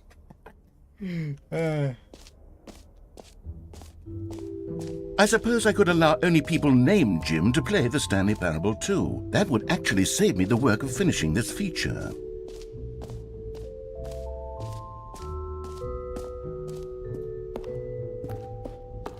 This is here. A common complaint of the Stanley Parable was that it was confusing and paradoxical, that it engendered a chaotic sense of reckless despair in those who played it. Well, I'm happy to say that after much consideration, I've engineered a clever solution to this fundamental problem with the game. It's the Stanley Parable Reassurance Bucket. You see, Stanley, anytime you're holding the bucket, a sense of calm and ease will fill your mind and your heart. It's true. As long as you hold on to the bucket, the many disorienting contradictions of the Stanley Parable will feel perfectly normal and perhaps even comforting. You may even come to long for the gentle embrace of jarring cognitive dissonance while the bucket is in your arms. And to be honest, it's a much more convenient solution for me than actually redesigning the game to be less uncomfortable. Can you imagine what a pain in the ass that would be? Yes, the bucket is the perfect solution. Come on, give it a try. Okay. Can you feel it? The glow of comfort, even in the face of crushing despair, must already be sweeping through your body. And in fact, can I say that I do believe the bucket lends you an air of charisma as well? I think that just holding it has made you the slightest bit more attractive as a person. The benefits of the bucket seem to go on, don't they? All this and more await you in the Stanley Parable 2. Well, all right then. Let me just...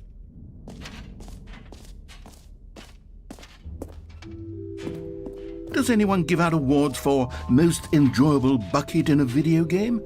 That really should be an award if it isn't already. I wonder what's in here. Okay, I'll be honest, I haven't yet decided on this one. I think that in the new version, the office could use a bit of decoration, like balloons. But I'm undecided on Get Well Someday and Happy 12th Birthday. Which would you go with? I'm gonna pick... this one. You know, sometimes when you solicit another person's opinion, it makes you realize that you knew which one you actually really wanted all along. Happy 12th birthday, step-niece, it is.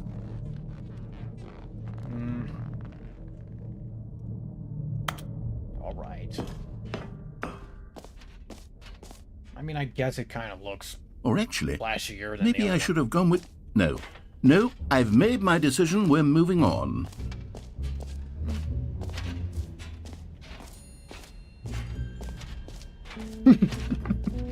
Or just a word. Stanley, here's an idea that I'm truly fond of. It's never been done before in a video game. This is, in fact, a hole that you can fall down forever. That's right. Infinite falling. You can fall until the end of time, if you like. A stunning leap forward for video games as a medium. Okay, then. Let's give it a try.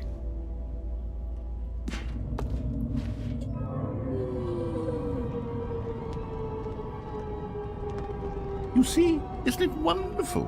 One of my more ingenious concoctions, if I do say so. Now then, since you've gotten to see the infinite hole, you can press the teleport button to pop back up to the top, and we can continue onward. Okay. Great. Now, I'm very excited to show you even more of my ideas for the sequel. Actually, I want to go down the hole again. Let's go.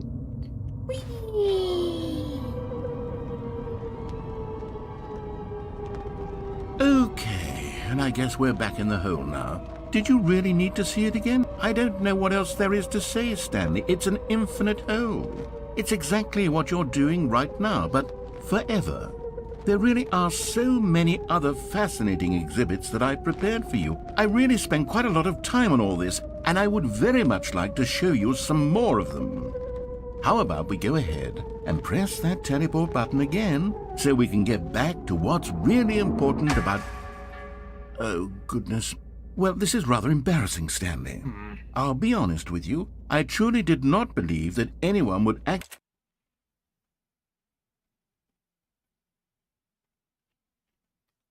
Freedom! Wait, what? Wrong flag. That was Liberia. No. Yeah, it's alright. Still got the spirit. actually stay in the hole long enough to hit the bottom. Yes, I know, I told you the hole was infinite, but come on! Who actually wants to fall forever? The hole was plenty deep. It was more than deep enough, in my opinion. Maybe it's you who likes falling too much. Maybe you're the problem. Hey. Look, things got a little heated there. I think we both said some things we didn't mean.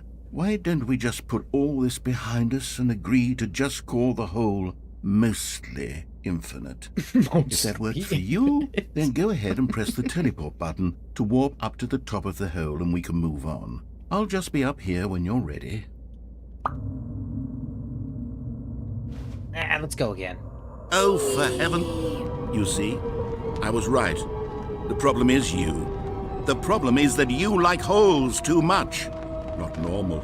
A normal person would have said, yep, that's an infinite hole right there, goes on forever till the end of time. Don't need to see it all, but not you. Oh, no, no, no, no. You have a weird sort of... Oh. Did the hole seem even shorter to you this time? I couldn't help but feel like you spent a little less time in there than you did before. I mean, admittedly, I didn't make an infinite hole, but I didn't think it was that not infinite. Well, I suppose once again there's nothing to do here. If you decide you've had enough of the hole, you can hit the teleport button and come join me up above.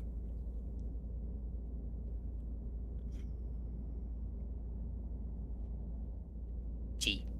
Had enough? I'm positively thrilled. I really do have so much more to show you and to talk about, and I've had enough of the hole for a lifetime.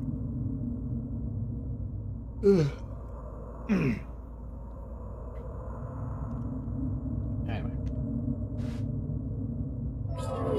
Gosh, how could I have guessed? You're back in the hole. If this starts to become a thing where...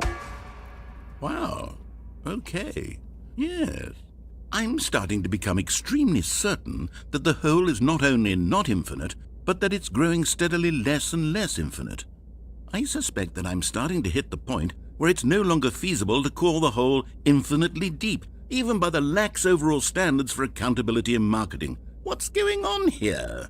Stanley, I have no explanation for the uncertain nature of the hole's length. Here, let's try something. Let's pop back up to the top, and we'll see if it gets any shorter.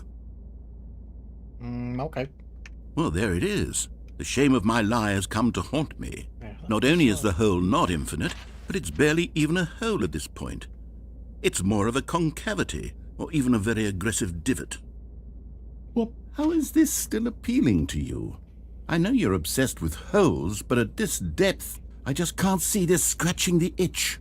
Oh, who am I to judge? You just do whatever it is you're here to do and hit the teleport button when you're ready to move on. All right. Wait. Is the, teleport button not working? No. You sure? Well, I mean, I really don't have an explanation. It was working just a moment ago. Try it again. All right. Still nothing? Well, I suppose... It's not working. I suppose there is one thing I can do to fix this. I'm out. Goodbye, Stanley. You couldn't bear to be away from the hole, and now you'll get more time with it than you could ever have asked for. It's a win for everyone. Wait, what? You get to be with the hole, I get to do literally anything else. Narrator, wait. You can't Take care, Stanley. I hope you and the hole have a wonderful rest of eternity together. Oh. Guess I'm stuck here now.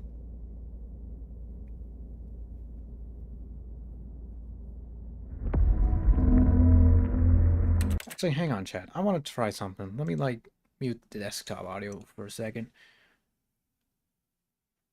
Since it is, I guess I can do this now. Monitor and output. Properties.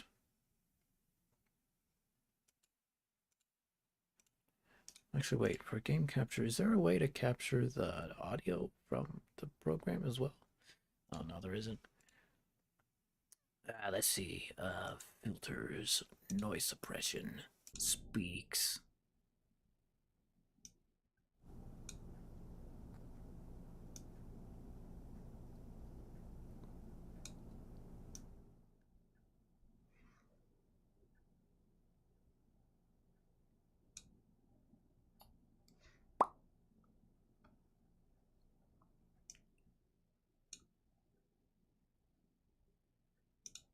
I guess this will have to do for now. Anyway.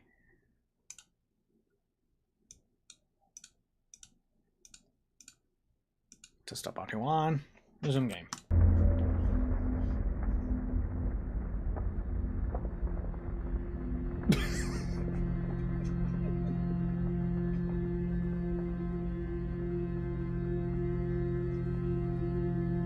You guys in the chat are wild.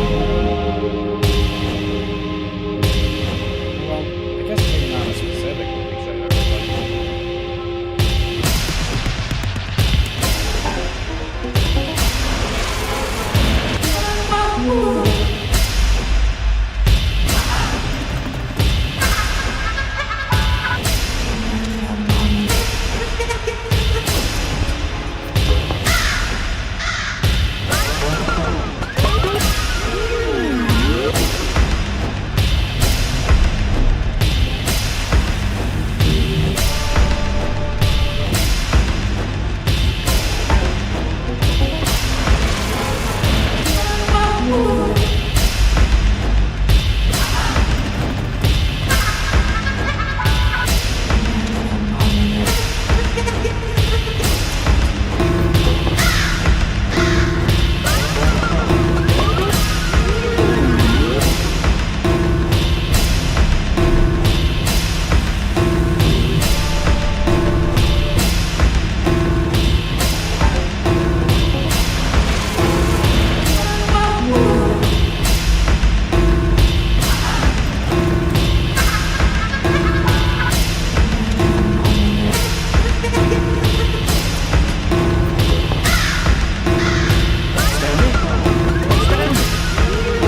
Stanley! Oh, you're awake. It seems you had sort of dozed off there, drifting away into dreamland. But we can't have that, Stanley, because this hole is just so darn fascinating that I want you to be wide awake for every second of it. You don't want to miss a single moment. So how about if I just pop in from time to time and wake you up to keep you really, truly focused on the hole? From the looks of things, you and I will have many, many years here in this hole, and I'm looking forward to all of them. Stay alert, Stanley. I'll be back. Toodlepip. That other animated one was pretty cool.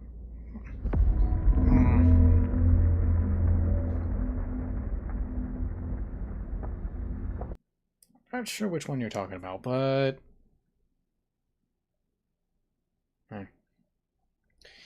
Anyway. Here we are. Go on. Try out some of the new features. I still have the bucket. Oh, the sign's changed. The button that says Gym. Anyway, what's in here?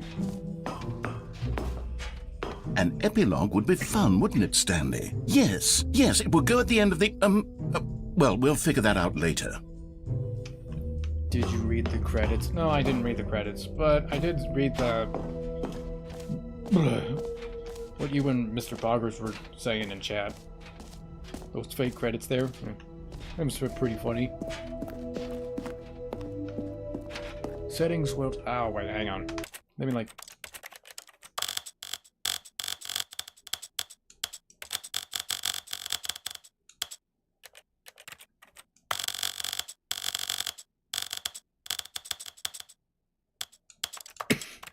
And I'm like...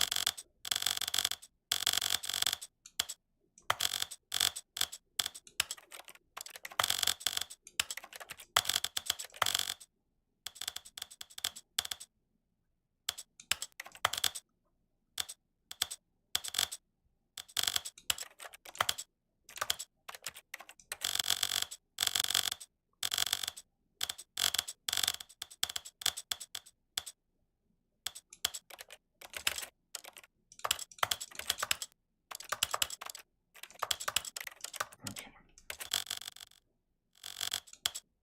This is the story. Stanley.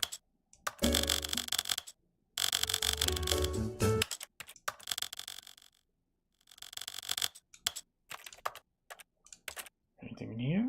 No, I guess we're good.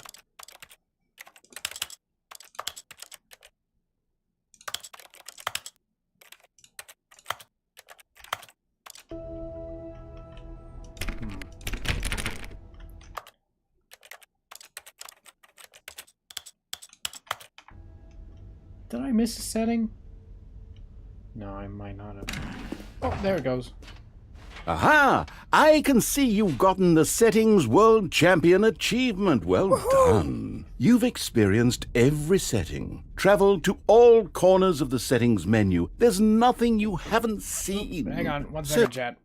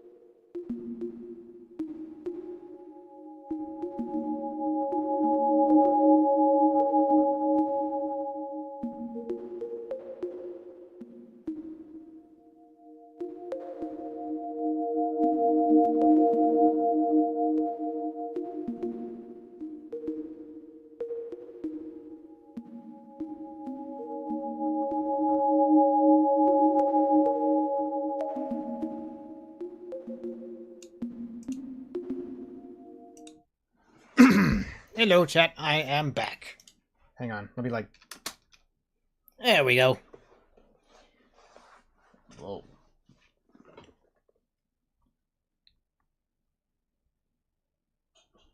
Yeah, not really sure how.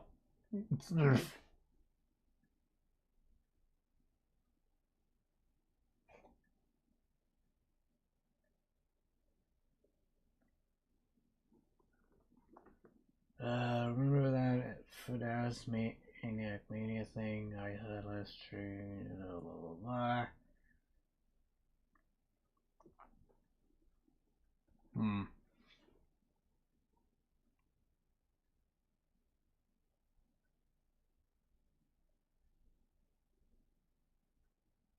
Splash Woman. Where did you get that idea?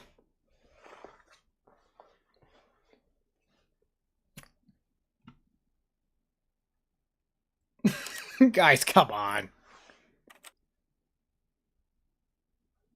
Oh, just for you, in the Stanley Parable 2, I'm including an entirely new setting, something called bumpscosity. What exactly is bumpscosity? Well, I haven't quite figured that part out yet, but I just know that you'll be able to adjust it on some sort of slider, and that it'll be available from the settings menu. We'll sort the rest of the details out later. I hope you're looking forward to trying out every level of bumpscosity in the Stanley Parable 2. Hey, the jump circle's back. You know what, Stanley? I actually think the jump circle was a pretty good idea. I'd like to hang on to that for the sequel.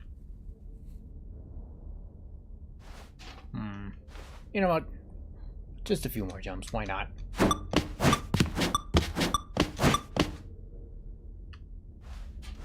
Me.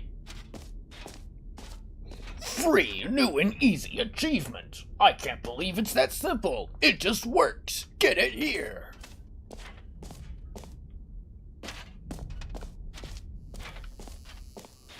Now here's something special. You remember that broken test achievement that got left in the game on accident? Well, I'm developing a technology to simply give you the achievement.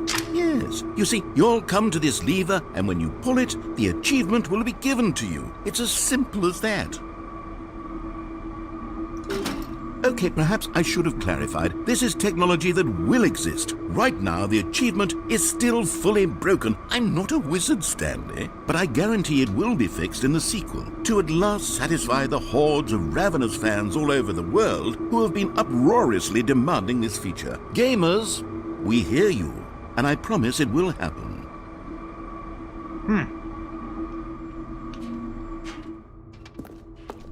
This should definitely put the title to people's stream. Well, I don't know about that.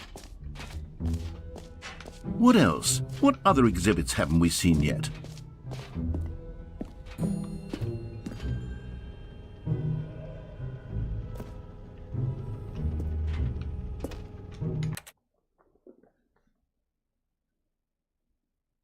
Why is Siva Gunner just keep blah blah blah? Is he? Hang on.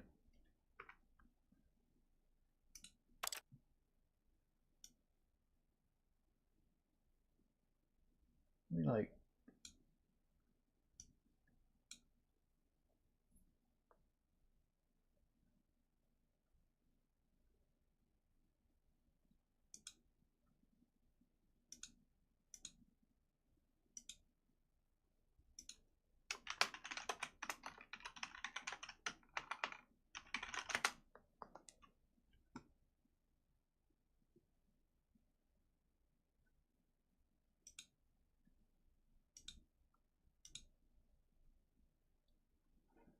oh, did he like? Interesting. I did not know about that.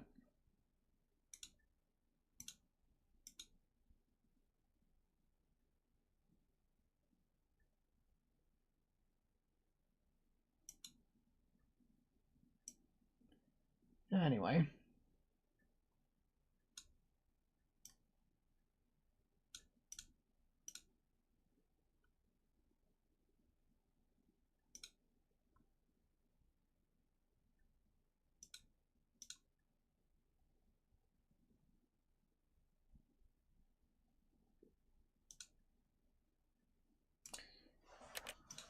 Alright, back to the game. Ah, collectibles. Now it's a real video game. In the Stanley Parable 2, you'll run around gathering up these miniature Stanley figurines. And what's truly innovative is that there will be no reward for collecting all of them.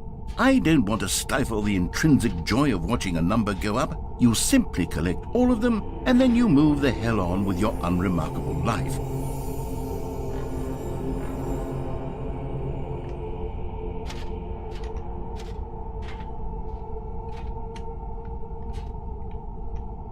Can't go back? What?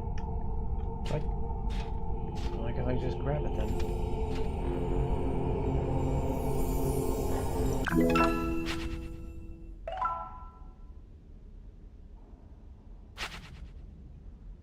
Pretty cool, though. God, it really is the worst when you collect everything in a video game and then they give you a big fancy reward for it. Absolutely tragic.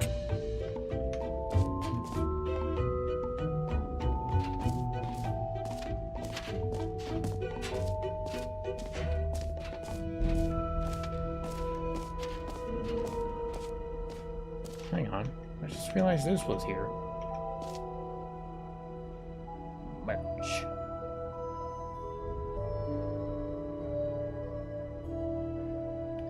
Well, I don't really know anything about that, but oh well.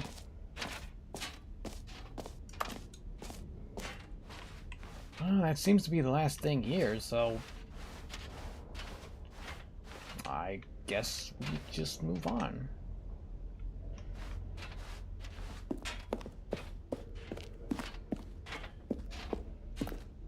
All right, have you seen everything you wanted to? Ready to move on now? Yeah, sure, why not?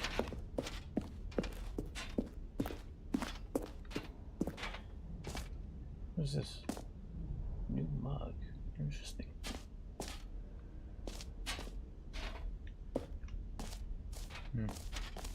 So, Stanley, what do you think?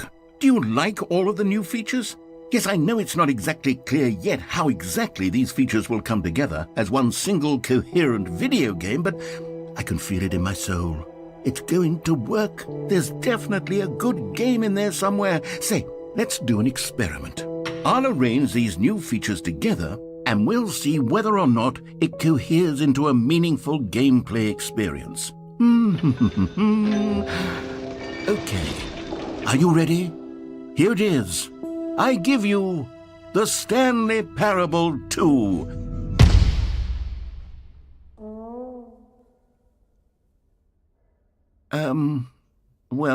I mean, there's potential here, right? It's sort of... Okay, never mind. Hold on. Let me do a different arrangement. Okay, yes, this is much better. I feel good about this. Here we go. Version 2. Who am I kidding, Stanley? This isn't a coherent video game at all. It's a lot of gags. And I do very much enjoy creating gags, but they don't add up to anything. I wanted more than anything to create a sequel that would capture all the magic of the first game. I wanted fans to love it. No matter how good these gags are, they won't stand on their own. They would need the structure and the gameplay of the original. Wait. Maybe that's it. I can take the original Stanley Parable and simply, well, insert a few of my new features into it. Tastefully, of course. With respect. With care for the vision and integrity of the original game. Would it possibly work? I suppose it could. But it would need a really, really tremendous title screen. A title screen that says with bold and uncompromising conviction, "This is the Stanley Parable 2. Let me see if I can whip something up. All right, perfect. Go ahead. Take a look.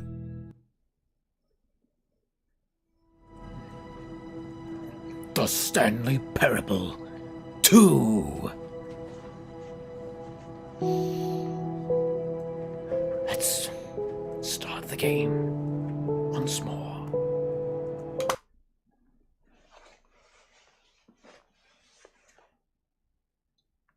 This is the story of a man named Stanley.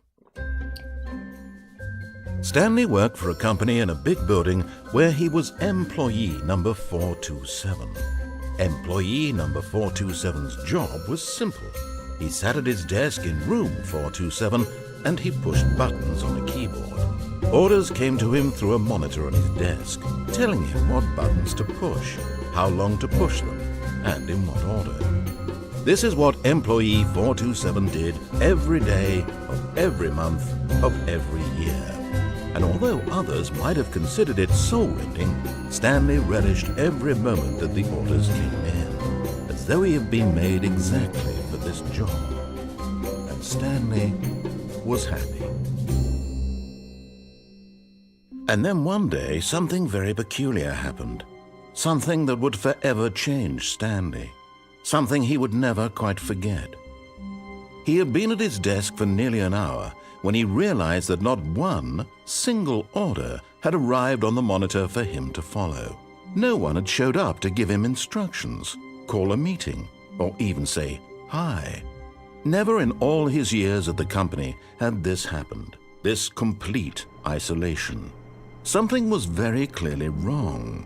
Shocked, frozen solid, Stanley found himself unable to move for the longest time. But as he came to his wits and regained his senses, he got up from his desk and stepped out of his office.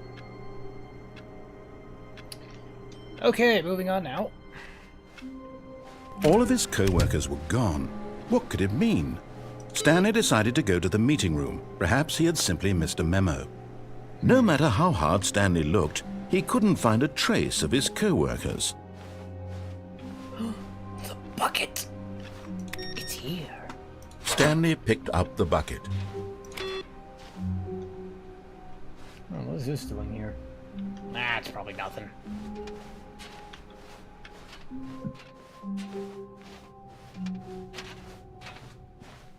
Stanley clutched the bucket tightly to his chest and entered the door on his left.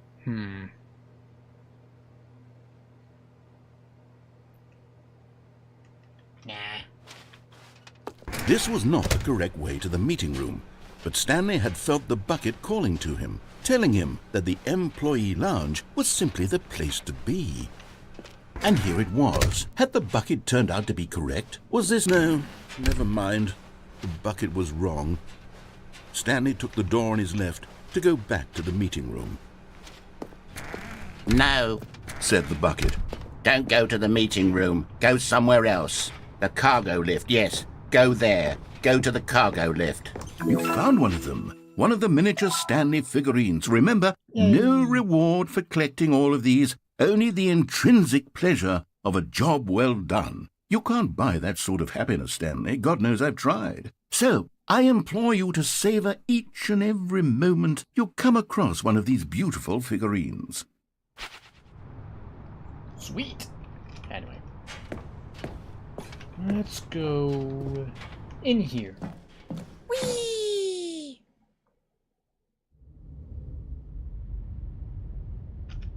Oh.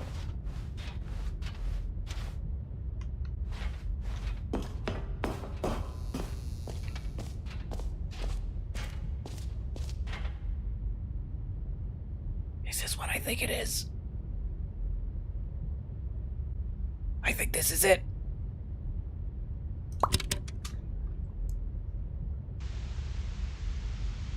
Okay, this is day number 295, tape number... I don't even know. I've lost track. Nothing feels real anymore. The longer I study this bucket, the less sense anything makes. The sheer euphoria I feel every time I pick it up. No matter how many times I've done it, it's always the same feeling. And the emptiness in my chest when I set it down, it doesn't make sense. There's no explanation for it. I still haven't figured out why I see the world so differently when this bucket is in my arms. Why everything feels so... What do I do with this treasure? I can monetize it. Yes. It's unthinkable the amounts of money people will pay for even just an hour with the bucket. This is my golden ticket. But I have to be careful, because as soon as this gets out, there's going to be a target on my back. Even now, I don't know who might be trying to get... What's that? Who's there?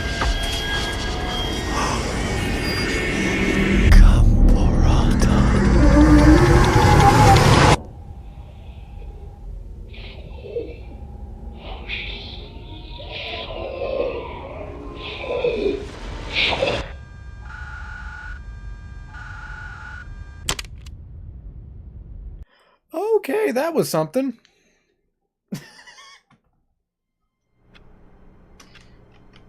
The office is blue now. All of his co-workers were gone. What could it mean? Stanley decided to go to the meeting room. Perhaps he had simply missed a memo. The whiteboard ending. Which means...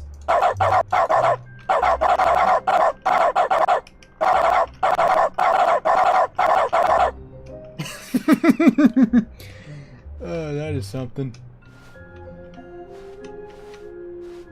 Anyway. Stanley lifted the bucket into his arms, and a wave of comfort rushed over him. Yes. Oh, wait. Hang on. Let me restart the game. Do I get to keep dog mode? No, they removed it! Or no, they didn't remove it. It's like just to say it only works with the blue room. Aww. Anyway. All of his co-workers were gone. What could it mean? Stanley decided to go to the meeting room. Perhaps he had simply missed a memo. Didn't this go with the other? No, whatever.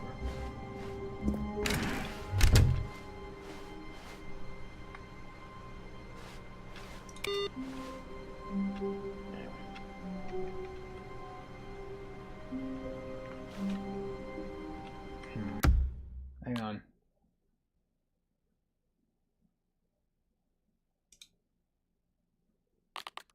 Resume game. I'll do without the bucket this time.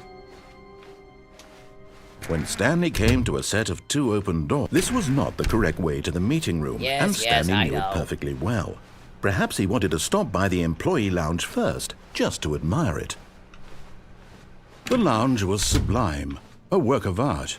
But eager to get back to business, Stanley took the first open door on his left. Yes. Stanley was so bad at following directions, it's incredible he wasn't fired years ago. Look, Stanley, I think perhaps we've gotten off on the wrong foot here. I'm not your enemy, really, I'm not. I realize that investing your trust in someone else can be difficult, but the fact is that the story has been about nothing but you all this time. There's someone you've been neglecting, Stanley. Someone you've forgotten about. What? Really? I was in the middle of something. Do you have zero consideration for others? Are you that convinced that I want something bad to happen to you? Why, I don't know how to convince you of this, but I really do want to help you, to show you something beautiful. Look, let me prove it. Let me prove that I'm on your side. Give me a chance. Okay, but I want to collect this first. Another miniature Stanley figurine. This, there really must be a snappier name for these things. What about mini-stands? Stanley figs? What about Stanlerines? Yes, I think I like that. Another Stanlerine under your belt. Stanlerines? Interesting.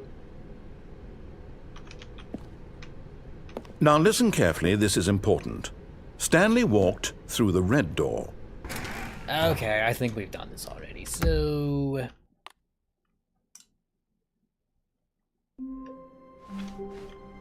Already this was uncomfortable. And Stanley decided that as soon as he found a new space he felt safe in, that he would never leave it again in his life. Figurine Finders Committee. Meeting today in the meeting room. Very well then. Let me just pick up the bucket. The confusion and the chaos all seemed to melt away as Stanley embraced the bucket. Yes. Stanley clutched the bucket tightly to his chest and entered the door on his left. Wait, what is it?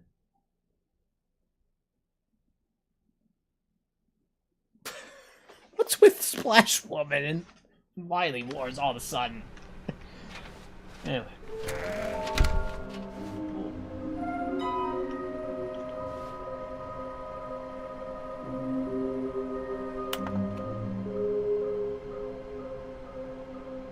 Stairs. Something to do with stairs nearby a fireplace.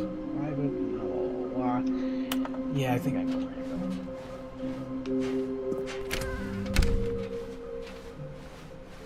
Coming to a staircase, Stanley and the bucket walked upstairs to the boss's office. Okay, I'm going back to the name of these little Stanley figurines, and now I'm torn between Stanlerines and Figlies. What do you think, Stanley? What name better encapsulates the intrinsic sense of happiness that you get from seeing a small number in the corner of your screen go up by 1? I don't know. Let me sit on it. I'm sure it will come to me.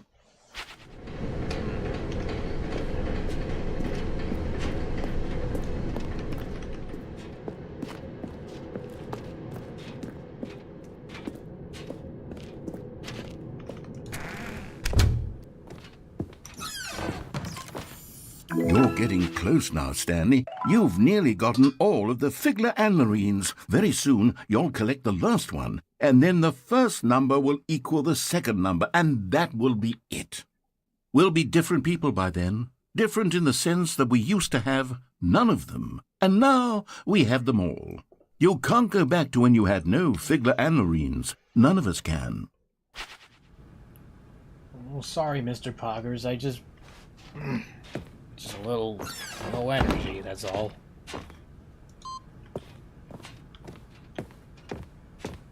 Stepping into his manager's office, Stanley was once again stunned to discover not an indication of any human life. Crushed by the weight of this revelation, Stanley may have broken down into an emotional dumpster fire if not for the soothing presence of the bucket. But Stanley guessed the correct code by sheer luck. Was it that the bucket knew all along? Was the bucket guiding him? Yes, this is certainly the most logical explanation. Okay, before we proceed, though... Oh, never mind, I can't do that.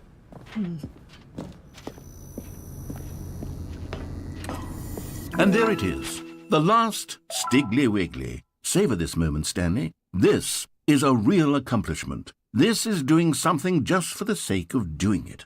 Where so many people expect to be rewarded for the most trivial achievements, you've insisted that a job well done is its own reward. Hey. I would tell you that I'm proud of you for collecting them all, but that would be like a reward, and we can't have that. So, instead I'll just say, it's done. We're all done here. And now we can go to whatever the hell you were doing before you hunted for figurines. Imagine a Morcho video game? Well, that's not a bad idea.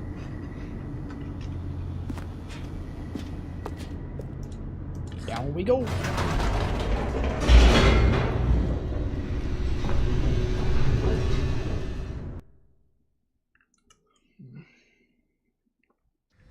The elevator raced downward, plummeting towards an unknown fate.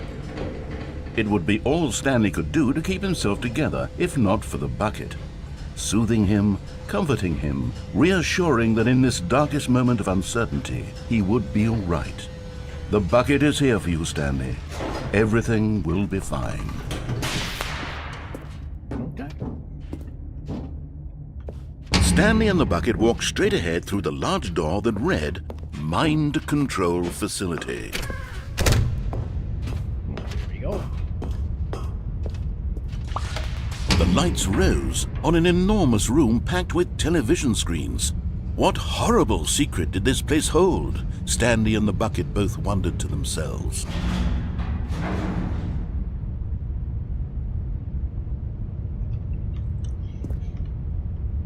This stream should be called Morcho is in the Parable. I mean, I guess that would make more sense. The monitors jumped to life, and Stanley nearly dropped the bucket in shock. Everyone in the office was being videotaped, monitored like guinea pigs.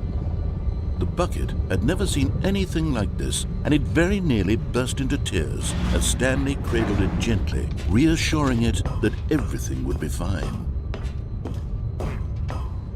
Anyway. Was the bucket under the mind control facility's influence as well? Had the bucket been told to do things it didn't wish to do? What kinds of things does a bucket want to do or not want to do in the first place? These questions raced furiously in Stanley's feeble mind. No! He screamed into the bucket. He couldn't accept it. His own life in someone else's control, never! He squeezed the bucket tighter. His one friend in the entire world. At this point, he could trust no one except for the bucket. But here was the proof. The heart of the operation. Controls labeled with emotions, happy or sad or content. Walking, eating, working, all of it monitored and commanded from this very place. And as the cold reality of his past began to sink in, Stanley decided that this machinery would never again exert its terrible power over another human life. For he and the bucket would dismantle the controls for good. Two best friends, Stanley and the bucket, up against the world. They high-fived in a really cool way, and the bucket made a sassy comment about taking down the system.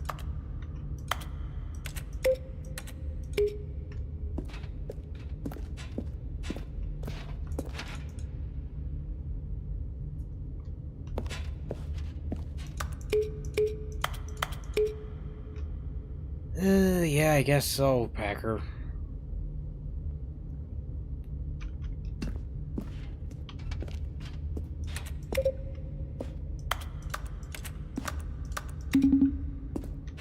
I'll be honest, both chats are starting to feel pretty quiet right now.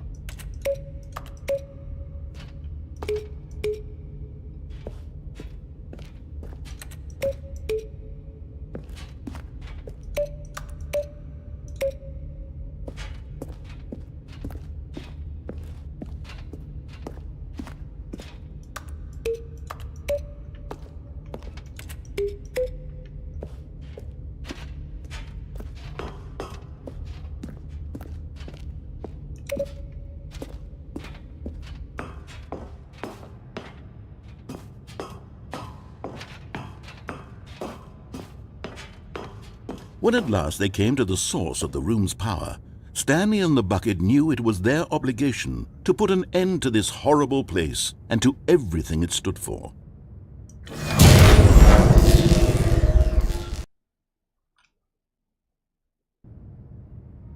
Stanley and the bucket waited in blackness. Was it over? Yes, they had done it. Stanley and the bucket had defeated their greatest and darkest enemy, freed themselves from the tyrannical grip of the evil mind control machine. Freedom was now mere moments away. Excitedly, the two of them began to discuss the kind of life they wanted to live once they stepped through this massive door. The bucket wanted to learn to roller skate. Stanley wanted to sneeze in every country on Earth. Both of them wanted to begin watching a movie, any movie, but then stop it halfway through and begin watching it in reverse from the end. True, it was a simple life they envisioned, but it was one they'd lived together, with one another to lean on, to trust, to support. What? Wait. What was happening? Why had the door stopped? Was Stanley and the bucket not... How long will you play this for? I don't know, actually. I might go for about... let me think. Actually, I might go the whole stream playing this. I don't know. I might not. Who knows? Anyway. Back to the game. About to be freed? An unbearable silence filled the room, lingering in uncertainty, until finally the truth hit Stanley square in the face. This building did not want the bucket to leave. Even the facility itself recognized the incredible calming presence of the bucket, needed the soothing warmth of the bucket, would go to any lengths not to part with the bucket. No, no, no. Stanley can't leave this place. Not while he has such a precious bucket in his arms. Not while this building has anything to say about it. Stanley realized he would never again leave this very room. But at least he has the bucket. To be trapped eternally in darkness isn't really so bad, Stanley thought to himself. As long as I have my bucket with me, right? I'll be okay, won't I? Stanley gulped. Very soon now, he was about to find out.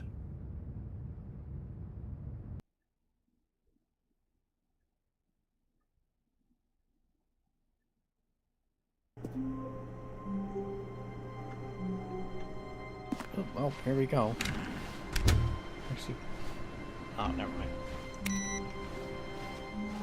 Stanley, I'm sorry, but I have to put a pause on things. It's those figurines, those figglers.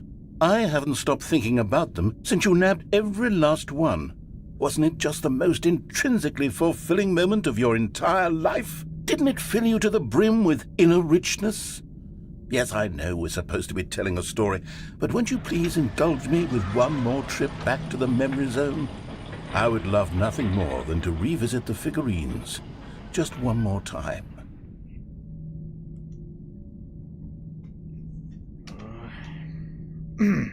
Sorry about that, chat. Okay.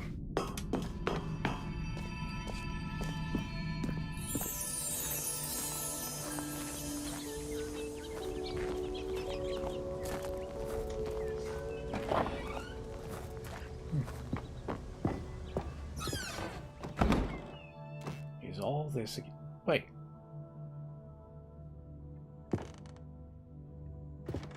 Did the narrator take down some of the stuff in here?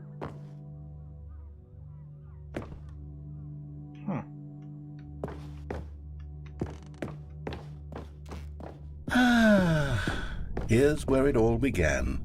The first collectible.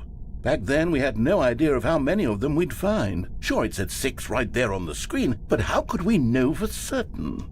We were so innocent. We'll never be like that again, Stanley.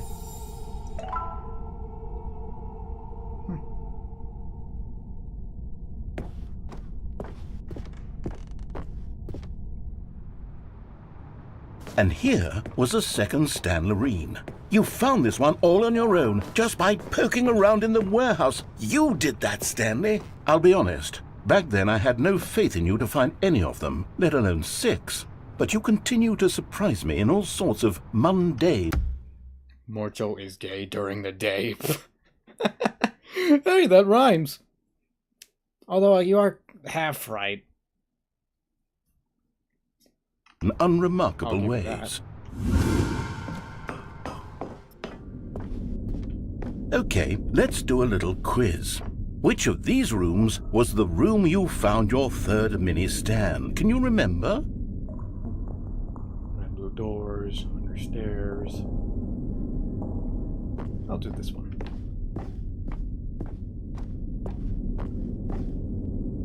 Hey, that's exactly right. It was here by the red and blue doors. It was the third one. You picked it up, and then after that, you had 3 of them. I'm glad these moments are so crystal clear in your memory, but I shouldn't be surprised. After all, science tells us that it's impossible to forget your third time doing anything. Anyway. Let's see, what came next? Oh yes, we found a Figley in this pink room. Oh, well, I can't actually say I remember being in this room, but it's here in the memory zone, so it must have happened.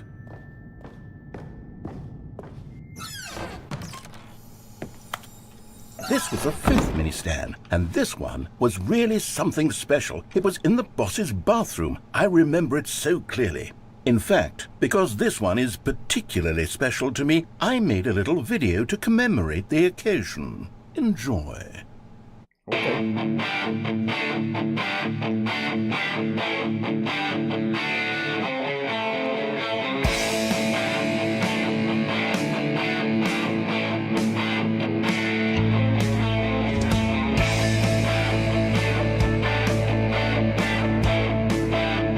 Oh, hang on a second, chat.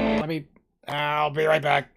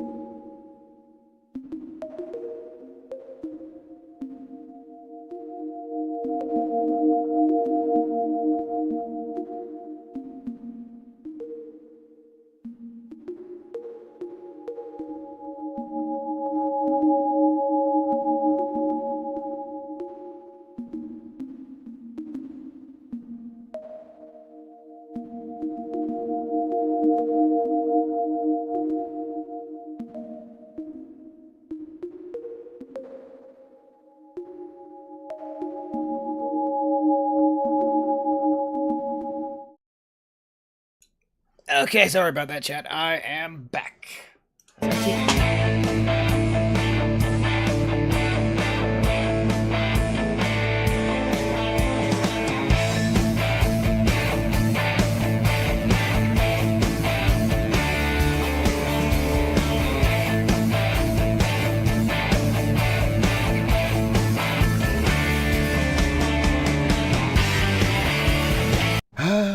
Takes you back, doesn't it? I spent a lot of time making that video, but it was 8 minutes I wouldn't have spent on anything else.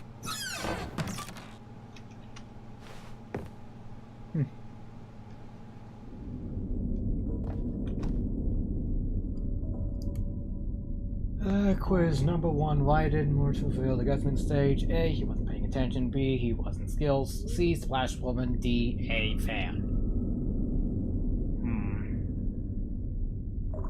C. Come on, man. Splash Woman wasn't even in Mega Man Wily Wars.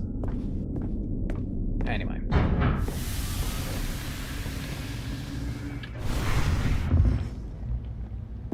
And then, Stanley, then we came to the last collectible, the final figurine, right here behind the boss's office. This memory is the most distinct and clear in my mind, perhaps because it was the one that happened more recently than all the others.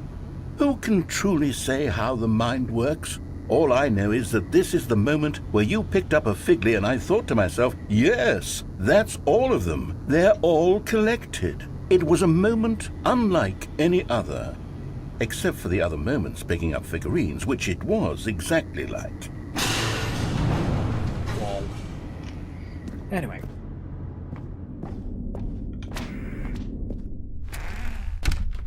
And then there was no more, because we've caught up to the present moment. Nothing left to do but move onward into the future. Goodbye, Memory Zone.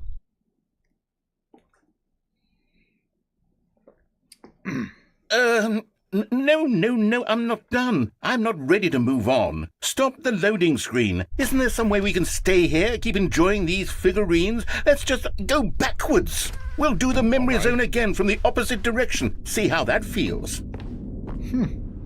Okay, yes, the back of the boss's office. I remember this. I must say, of all the figurines we looked at in our initial tour of the memory zone, this one is the most distinct and clear in my mind. Let's keep going. I want more.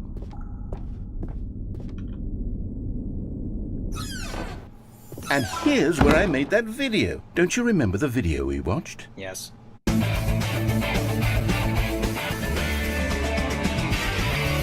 Yes, I love that video.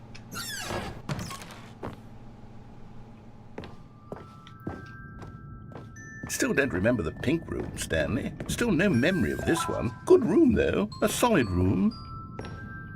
Do you guys think the pink room might be a teaser to another game? Like maybe a spin-off of the Stanley Parable? I don't know. Oh.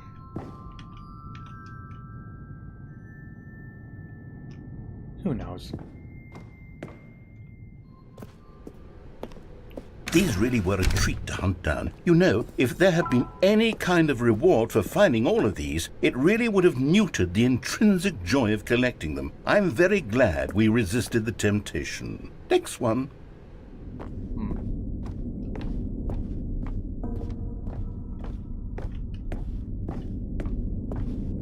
I can't go this way.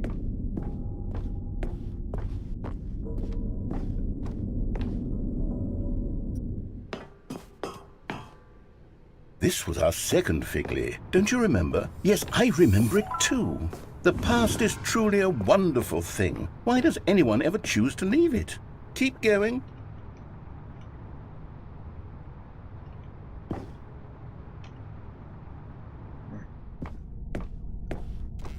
This is it, the very first one we found in the exhibit where I introduced you to the figurines. Oh, I want more memories, Stanley. I want to keep going. What else is there? What came before this?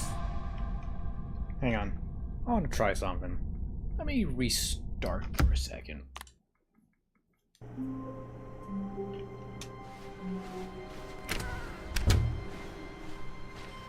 Stanley, I'm sorry, but I have to put a pause on things. It's those figurines.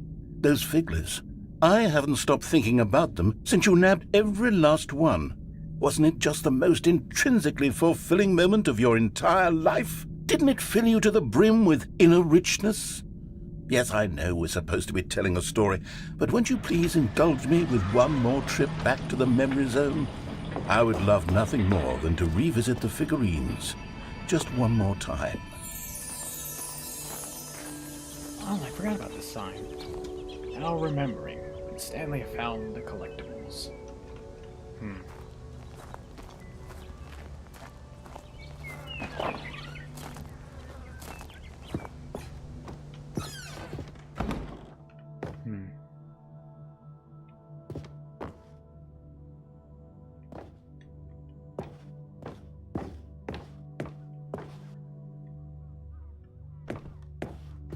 Oh yeah, I just remembered. The thing that's supposed to be here is gone. Whatever. Here's where it all began. The first collectible. Back then, we had no idea of how many of them we'd find. Sure, it said 6 right there on the screen, but how could we know for certain? We were so innocent. We'll never be like that again, Stanley.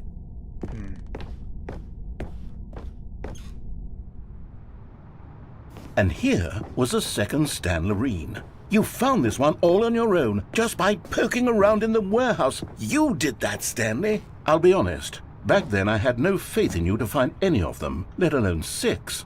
But you continue to surprise me in all sorts of mundane, unremarkable ways.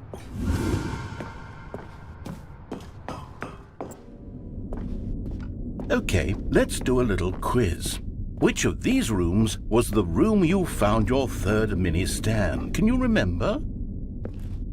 No. Under the stairs was the 4th place you found a Figanley, not the 3rd. Well, I guess perhaps I shouldn't be surprised. Memories like these are so precious and so cherished that they all just sort of blend together, don't they? You know what? If under the stairs feels like the 3rd place you found a collectible, then who am I to go making judgments? Let's see, what came next? Oh yes, we found a Figley in this pink room. Oh well, I can't actually say I remember being in this room, but it's here in the memory zone, so it must have happened. This was the 5th mini-Stan, and this one was really something special. It was in the boss's bathroom. I remember it so clearly. In fact, because this one is particularly special to me, I made a little video to commemorate the occasion. Enjoy.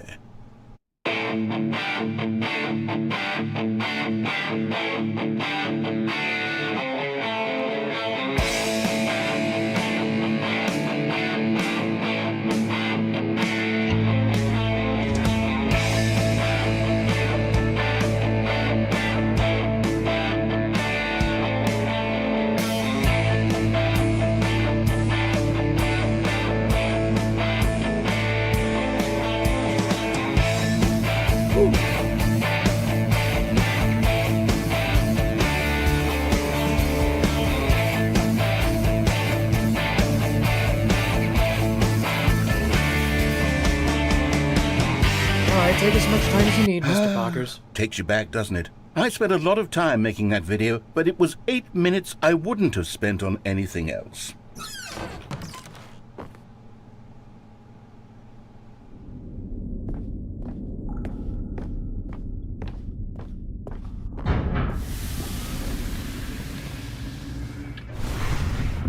And then, Stanley, then we came to the last collectible, the final figurine, right here behind the boss's office. This memory is the most distinct and clear in my mind, perhaps because it was the one that happened more recently than all the others. Who can truly say how the mind works? All I know is that this is the moment where you picked up a Figley and I thought to myself, yes, that's all of them. They're all collected. It was a moment unlike any other. Except for the other moments picking up figurines, which it was exactly like.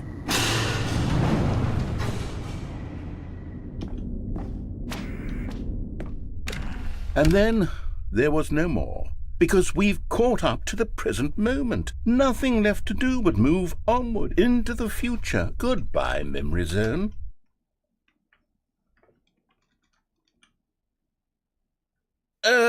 No, I'm not done. I'm not ready to move on. Stop the loading screen. Isn't there some way we can stay here, keep enjoying these figurines? Let's just go backwards. We'll do the Memory Zone again from the opposite direction. See how that feels. All right. Okay, yes, the back of the boss's office. I remember this. I must say, of all the figurines we looked at in our initial tour of the Memory Zone, this one is the most distinct and clear in my mind. Let's keep going. I want more. All right. And here's where I made that video. Don't you remember the video we watched?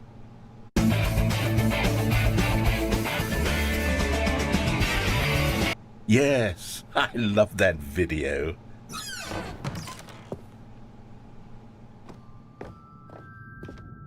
Still don't remember the pink room, Stanley. Still no memory of this one. Good room, though. A solid room. Yeah. These really were a treat to hunt down. You know, if there had been any kind of reward for finding all of these, it really would have muted the intrinsic joy of collecting them. I'm very glad we resisted the temptation. Next one.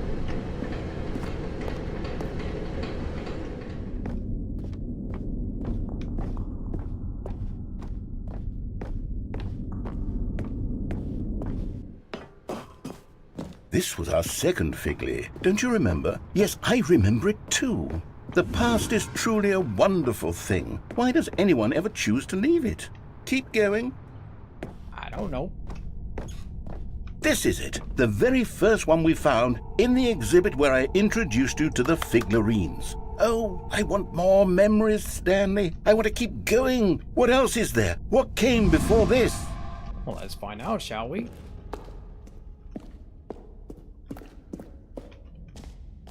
Well, here's the Faganley statue.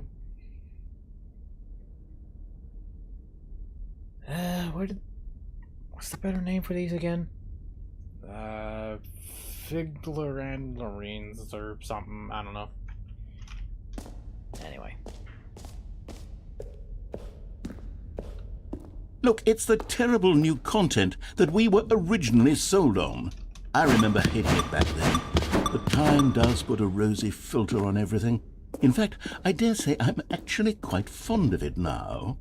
Look how much fun the past is. I want more. More memories. Oh, yes! The two doors! Who could have forgotten that? A classic memory, this one. Yeah, it's a good one. And before everything else, there was your office. Is there anything else? Was there something that came before your office? I don't think There's so. something I feel I can remember. I can remember. Yes, I'm remembering something now. I remember before this whole story got started. Back then I was different. I used to make big decisions. I was passionate. I was skeptical. I weighed each decision with profound thoughtfulness. And then somewhere along the way, I stopped making decisions. I became lazy, and I came up with a character named Stanley to do my thinking for me. He would make the decisions, he would decide which way to go. I would cheer him on as he collected figurines for no reason. Why did I invent Stanley? Was I lonely? Yes, perhaps that's it. Perhaps I needed to imagine I had companionship. And Stanley really did make for a wonderful companion, even if he was a fiction. But I suppose it's grown old. I want to think for myself again. I want to go back to how it used to be. Yes, I can be on my own again. I can do it. I'll be stronger this time. I'll take care of myself. I don't need Stanley anymore. Oh, but he truly was so much fun to play with. You know what? Since we're in the memory zone, how about one more good memory? Let's go back just once and give Stanley one more run of the office, and then I'll retire him for good. I did enjoy telling his story so very much. Okay, here we go. This is the story of a man named Stanley.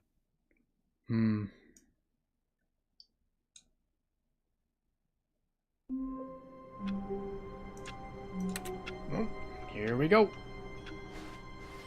All of his co-workers were gone. What could it mean? Stanley decided to go to the meeting room. Perhaps he had simply missed a memo. The bucket.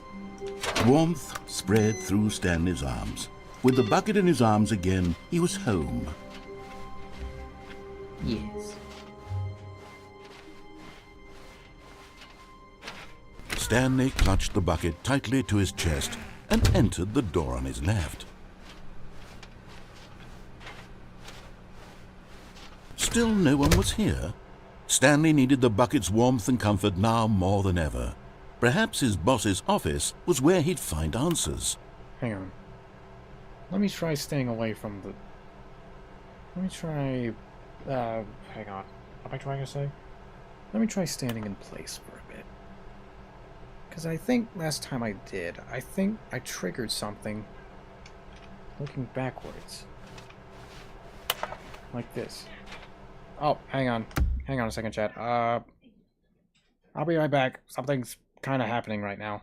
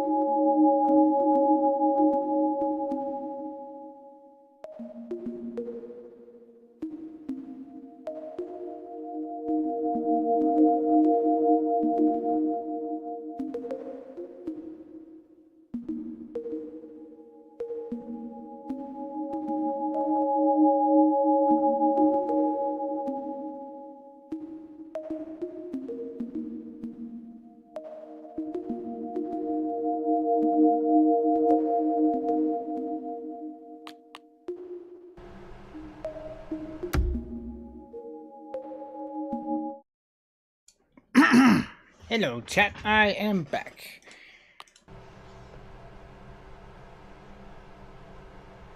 Let me see if this does anything.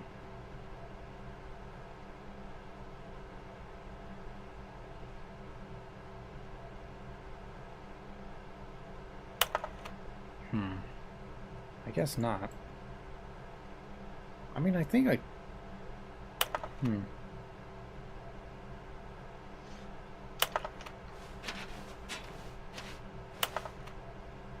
Reboot the game entirely. I'll probably come back to that first. Room closet! Oh, Stanley, can you feel it? The broom closet. It wants the bucket. You can feel that, can't you? The aura of jealousy? Wait. Imagine a picture of Splash Woman in the stream. I'm not sure why you'd want that, but... Meh. It's as clear as day. This broom closet believes it deserves the bucket. I can really feel it now. It's a bucket. It belongs in a broom closet. That's what the broom closet is trying to say here. It's supposed to go with the other cleaning supplies. Good for you, Stanley. Don't give in. Don't hand over the bucket. I know how hard it must be, given the pressure that the broom closet is putting on your shoulders right now, but you have to be strong. This is your bucket. This is your companion and lifelong friend. You can't hand it over. Oh, no. We're getting into name-calling now, it seems. Is this how low the broom closet has sunk, that it has to resort to this stream of petty insults simply in order to get you to hand over the bucket? Stanley, I never liked this broom closet for a variety of reasons, but even this is worse than I had imagined. And wait, now the broom closet has the gall to imply that you and the bucket are not truly deep and lasting friends? That your relationship is purely superficial and convenient? That your life is so banal and meaningless that you'd feel the same sort of kinship towards any inanimate object which happened to lay in your path in an even partially enticing manner? Well, I never. Go on, Stanley. Lay into it. Really tell the broom closet off for its demeaning comments. Expand on the wide variety of experiences you and the bucket have shared together. Go through each of them point by point. Share your journal entries detailing the rich emotional landscape of your feelings for the bucket as they have changed and evolved over the years. Let him have it.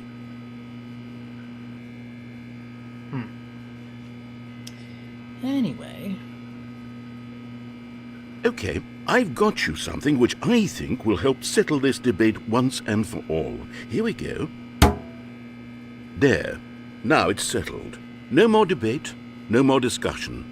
Take a hike, broom closet, with all your meandering philosophical diatribes about the nature of cleaning supplies and their relationship to broom closets in the natural order of things.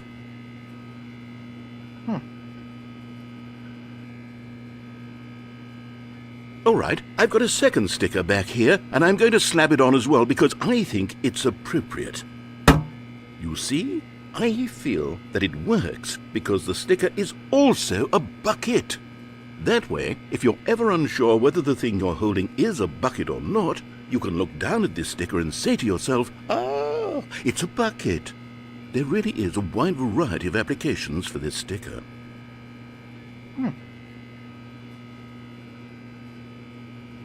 I actually like that idea. You know what? I could take the name-calling and the dismissal of your kinship with the bucket, but now the broom closet is just giving us the silent treatment. And to be honest, I'm sick of the pettiness on display. You can stay here all you like, but I've had it with this impetulant room of cleaning supplies. Easily the most childish such room I've ever been in. I'll see you outside, and we can get on with the story about you and your bucket. Alright. We can move on now. Coming to a staircase, Stanley and the bucket walked upstairs to the boss's office.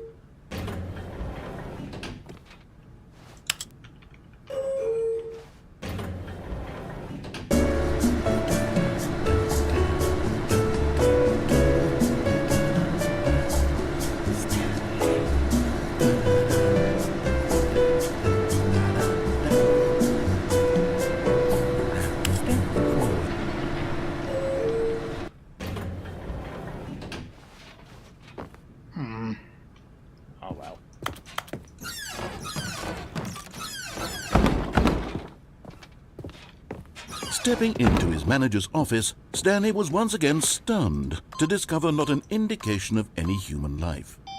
Crushed by the weight of this revelation, Stanley may have broken down, but Stanley guessed the correct code by sheer luck. Was it that the bucket knew all along? Was the bucket guiding him? Yes, this is certainly the most logical explanation.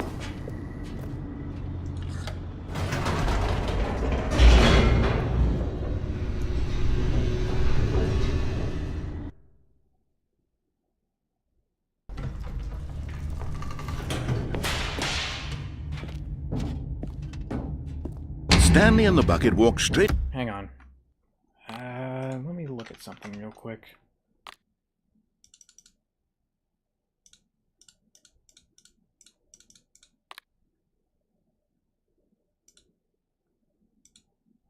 Ahead through the large door that read, Mind Control Facility.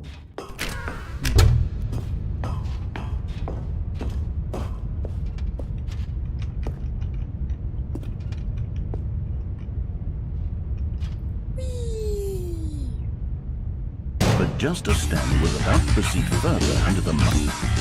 Crimson the Hybrid, thank you for following. How are you today? Or wait, I feel like I know you. Wait, are you the same Crimson that hangs out with Nitro Wolf?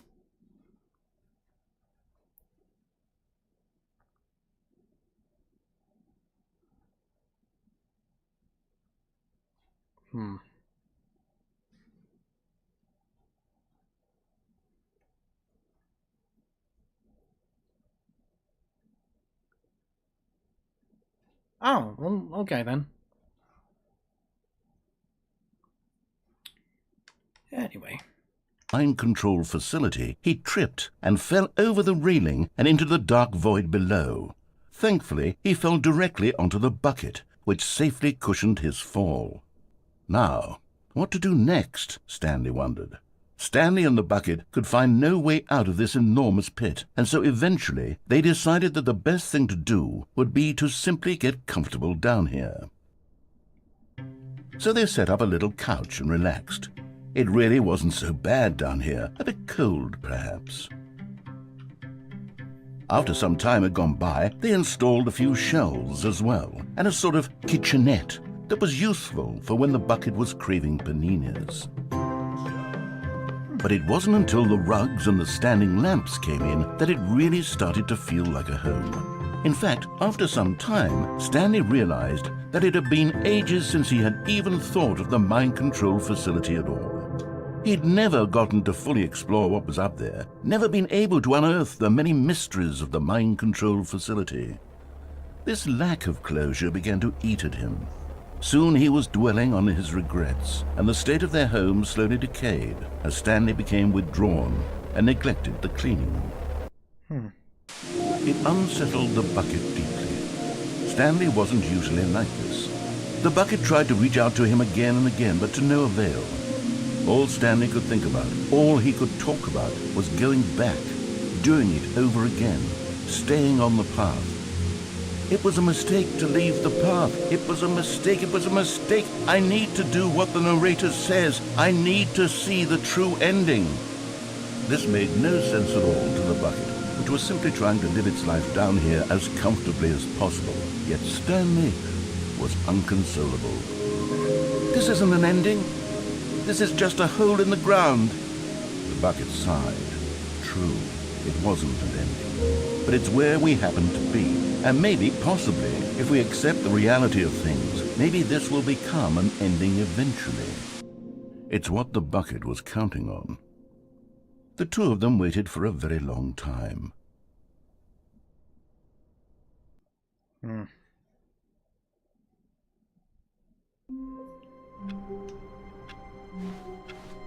All of his co-workers were gone. What could it mean? That's a lot. Stanley decided to go to the meeting room. Perhaps he had simply missed a memo.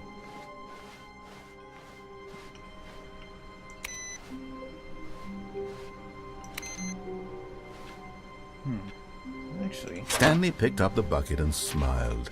He'd never be alone again, not truly alone. Not Stanley clung the bucket to his cheek. Could his co-workers really all be gone?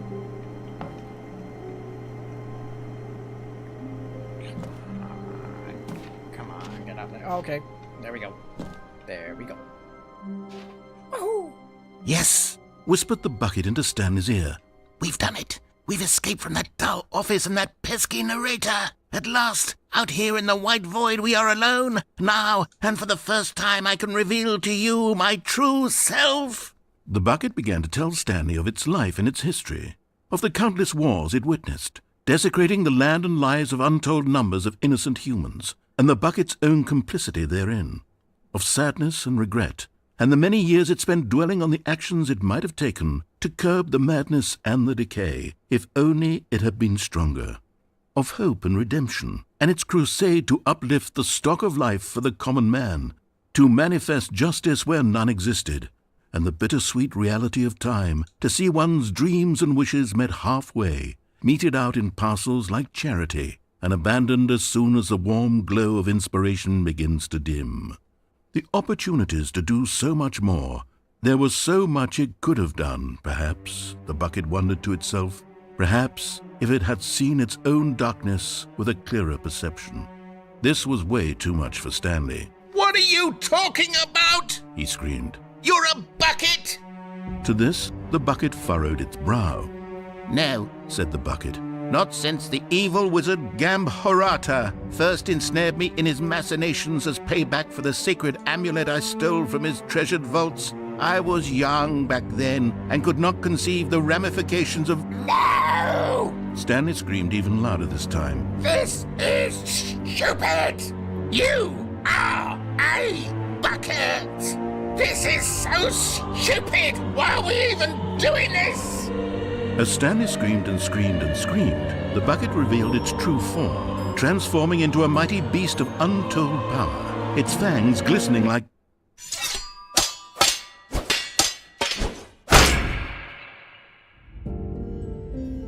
My God, Stanley, you did it. You saved us from the bucket. Thank God you already had all 12 emblems of sages and knew the incantations to summon their true power. Otherwise, we would have easily been overwhelmed by the bucket's power. I'm speechless. Welcome back, Mr. You've Poggers. demonstrated such bravery here today. Come, let's restart the game, and we'll agree to never again go trifling with this bucket, nor the dark magic cast away inside of it.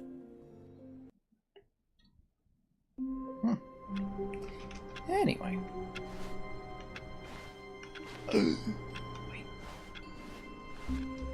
Wait, Stanley thought to himself. Am I sure that the orders stopped coming in? How is that possible? The good old bucket. Just Stanley and the bucket. Off on another thrilling adventure together.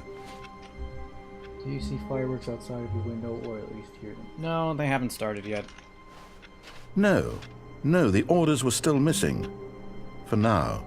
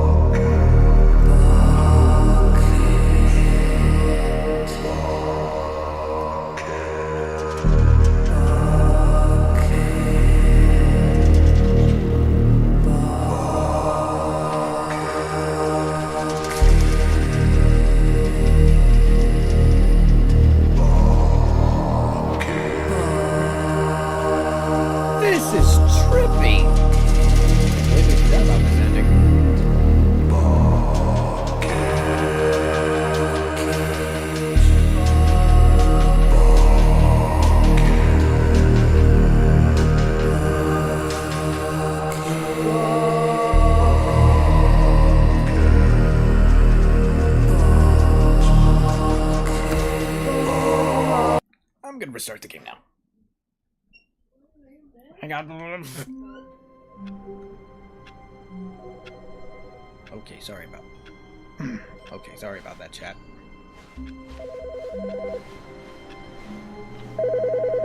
Hi, Stanley. Just wanted to leave you a message to let you know there's a few things I need you to pick up on your way home from work today. We need milk, cereal, dish soap, spaghetti, get a thing of sugar, some bread, and coffee beans, whichever ones you like. I'll give you a call if there's anything I forgot. Thanks, sweetie. See you tonight.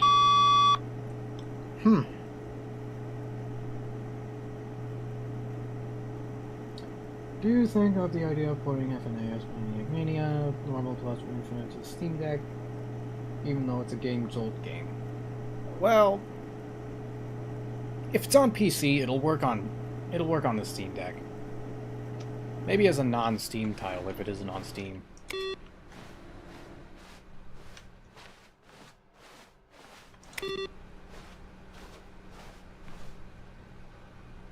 Like on those, like all those emulation titles you've probably seen on my Steam Deck menu.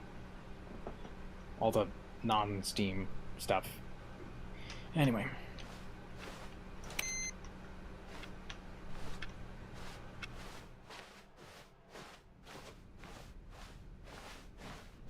When Stanley came to a set of 2 open doors, he entered the door on his left.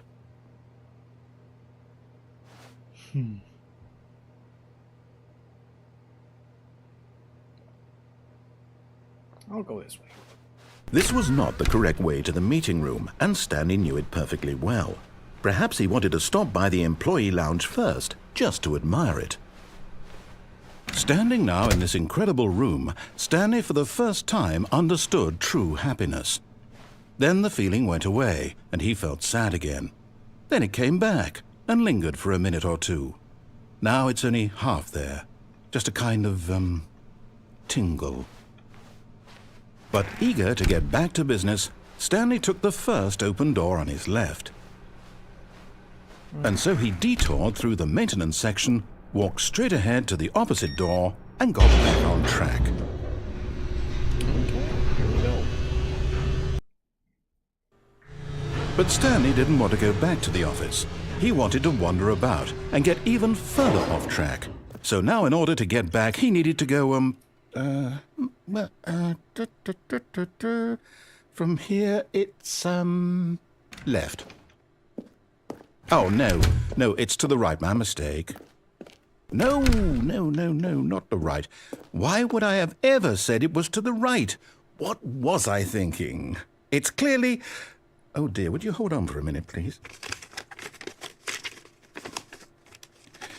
Now, let's see, we went down right, left, down, left, right.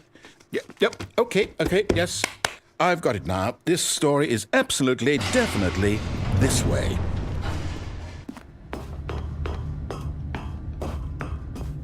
No. This isn't right at all. You're not supposed to be here yet. This is all a spoiler. Quick, Stanley, close your eyes. Okay. We just have to get back to, oh, who am I kidding? It's all rubbish now. The whole story completely unusable. How about, rather than waste my time trying to salvage this nonsense, we'll just restart the game from the beginning. And this time, suppose we don't wander so far off track, Okay, from the top. Okay, then. All of his co-workers were gone. What could it mean? Stanley decided to go to the meeting room. Perhaps he had simply missed a memo.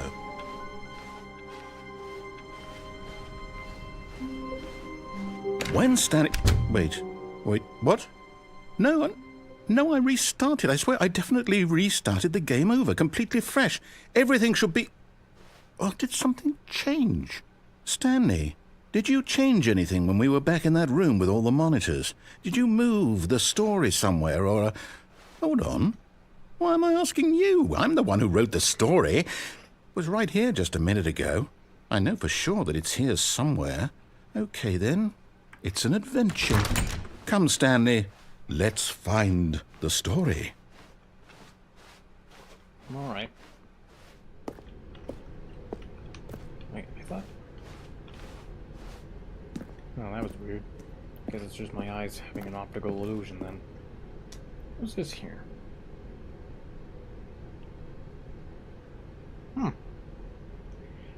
Interesting.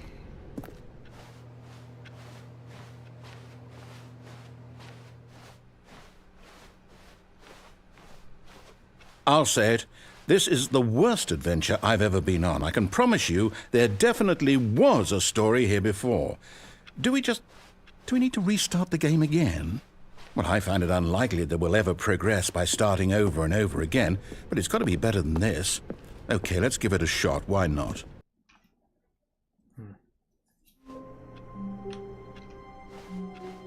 All of his co-workers were gone. What could it mean? Stanley decided to go to the meeting room. Perhaps he had simply missed a memo.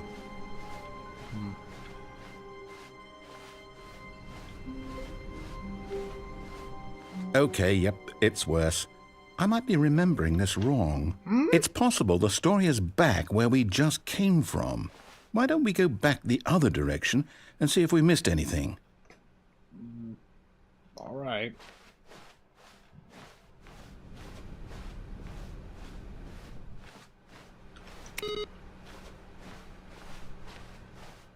Aha! I knew we'd miss something. The story. Here it comes. No, wait, never mind. Not the story. Okay, let's head back the other way and retrace our steps. Now this... Well, I'll be honest, I don't recognize this place at all. Is this the story? I don't think so. I can't quite recall, but I believe my story took place in an office building. Is that correct? Yep, the door's locked. Do you remember, Stanley? Well, do you know what? Since I've completely forgotten what we were supposed to be doing, how about this? You win! Congratulations! I know you put in a lot of hard work, and it really paid off, so good job. Oh, no. No, I don't feel right about this at all. We both know you didn't put in any actual work for that win. Some people win fair and square, and this was not one of those situations. Okay, I'm getting weirded out by whatever this place is. I don't care what might happen this time, I have to restart.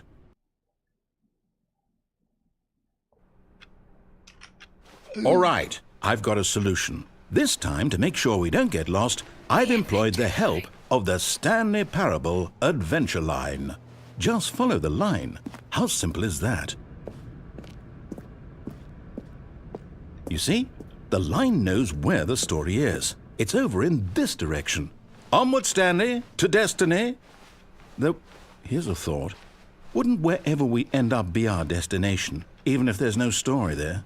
Or to put it another way, is the story of no destination still a story? Simply by the act of moving forward, are we implying a journey such that a destination is inevitably conjured into being via the very manifestation of the nature of life itself? Okay, Stanley, I need to follow this train of thought for a minute. Just stick with me. Now, we can both agree that the nature of existence is in fact a byproduct of one's subjective experience of that existence, right? Okay, now if my experience of your existence rests inside of your subjective experience of this office, is this office in fact the skeleton of my own relative experiential mental subjective construct? Whoa. Hang on. That got a bit weird back there. Well, I'd like to apologize. Not sure where I was going with all that. You know what? I think what we need right now is a bit of music to lighten the mood.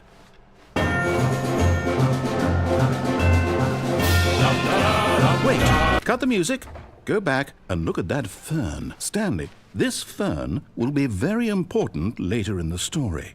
Make sure you study it closely and remember it carefully. You won't want to miss anything. Wait, what? We're back at the office? No. Line, you do know we're looking for the Stanley Parable, right? The story? Is any of this ringing a bell?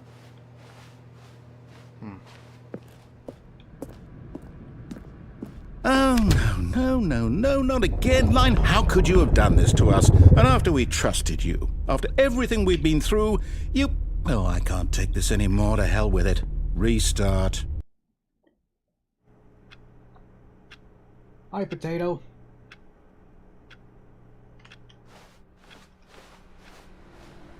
You know what, Stanley? I say forget the adventure line. What's it ever done for us? We're intelligent people, right?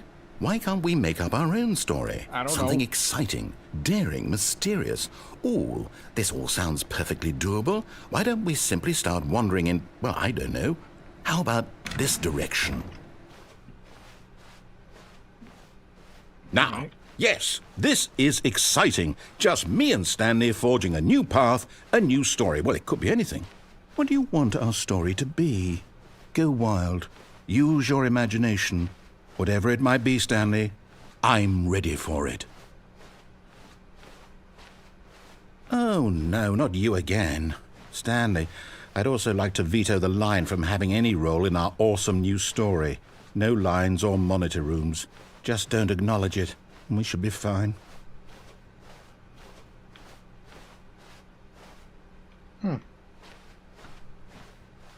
There goes the adventure line. Ah, a choice. We get to make a decision. From here, the story is in our control. How important we mustn't squander the opportunity. In fact, I believe I need a minute to think here. Just walk in circles for a minute. Okay. Okay, so I know that each door has to lead somewhere, which means that somewhere at the place where we're trying to go, there must be a reverse door that leads here. And that in turn means that our destination corresponds with the counter-inverted reverse door's origin. So starting from the right, let us ask, will taking the right door lead us to where we're going? And since the answer is clearly yes, then by all accounts, the door on the right is the correct one. Another victory for logic. Come, Stanley, our destiny awaits. Very well. Onward! Oh, hold up, what's this? Who's this? The confusion ending. You're telling me that's what this is? It's all one giant ending? And we're supposed to restart the game, what, eight times? That's a lot. That's really how all this goes? It's all determined? So now, according to the schedule, I restart again. Then what? Am I just supposed to forget? Well, what if I don't want to forget? My mind goes blank simply because it's written here on this thing, wall. Well, who consulted me? Why don't I get to decide? Why don't I get a say in all of this? Is it really? No, it can't be. I don't want it to be. I don't want the game to keep restarting. I don't want to forget what's going on. I don't want to be trapped like this. I won't restart the game. I won't do it. I won't do it. I won't do it. And the timer stopped? Does that mean, did we do it? Did we break the cycle? The, whatever it is that made this schedule? How would we even know? Will someone come for us? Will something happen? So, okay. I guess now we just wait, you know. I suppose in some way that this is a kind of story, wouldn't you agree? I'm not quite sure if we're in the destination or the journey, though they're always saying that life is about the journey and not the destination, so I hope that's where we are right now. We'll find out, won't we? Eventually. Well, in the meantime, if you... That was weird. Anyway.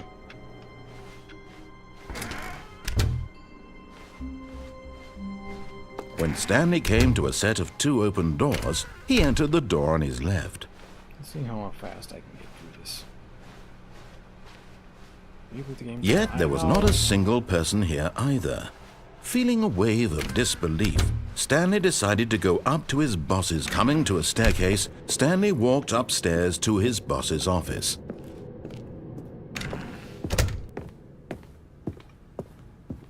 Stepping into his manager's office, Stanley was once again stunned to discover not an indication of any human life.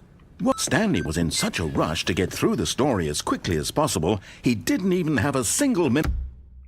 Okay, you know what? Let's start the game again. All of his co-workers were gone. What could it mean? Stanley decided to go to the meeting room. Perhaps he had simply missed a memo.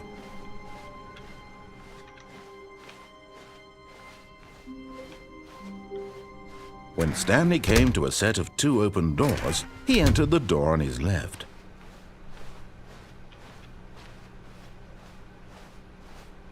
Yet there was not a single person here either.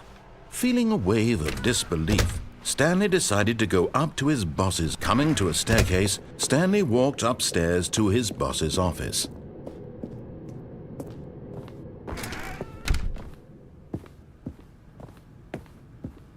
Okay, I think we all know the drill by now. Blah, blah, blah. Dark secrets, the keypad.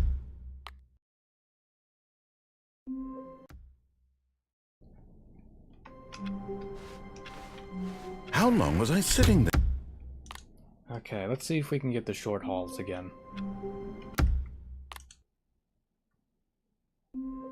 No. No. No. No. Jeez, this is sure taking a while.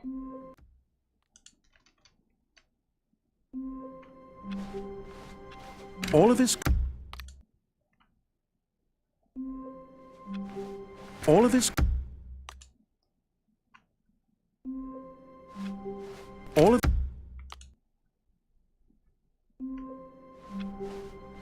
the meeting.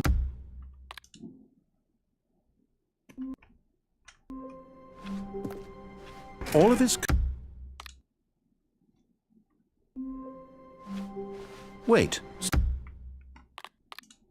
Come on, give me the short hauls. How what? All of his Almost. all of his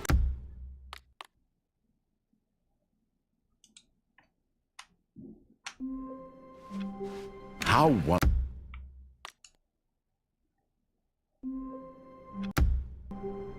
Wait, hang on.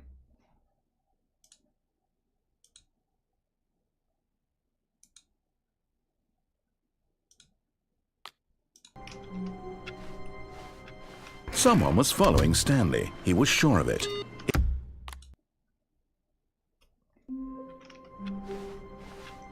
How long was I sitting?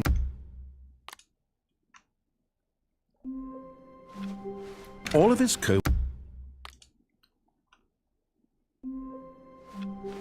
a soft wind. Come on, come on. All of his all of his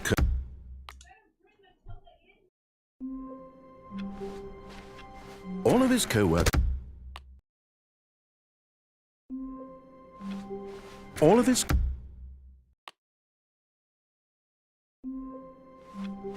all of his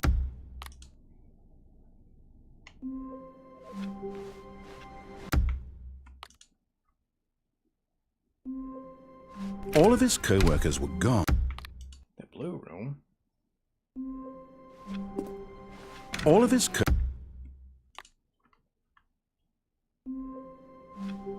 Stanley decided to go to the meeting room to check on his co-workers. He never functioned well by himself and constantly needed support and guidance from others, so the thought of total solitude was terrifying to him. Wow, I did not think they'd include that. Oh wait, man, I've heard that before. Ugh. I think it's like a reference to the old Stanley Parable. The version that was originally a mod for Half-Life 2. Anyway.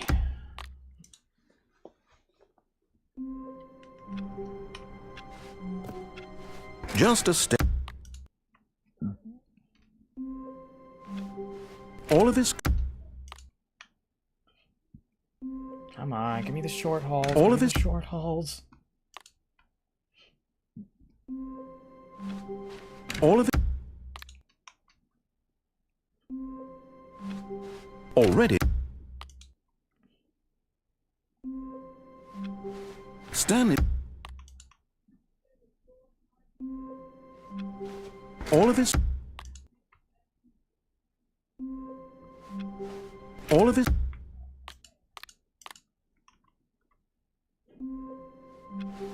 All of his...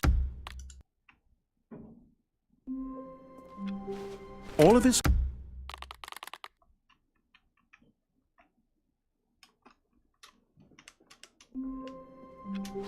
How long was I... Yes, the short halls. Let's go. When Stanley came to a set of 2 open doors, he entered the door on his left.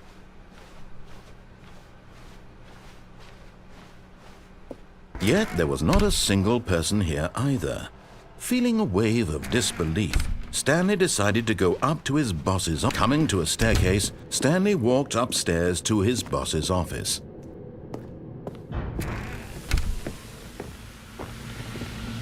Here's the door, just go. Thank you.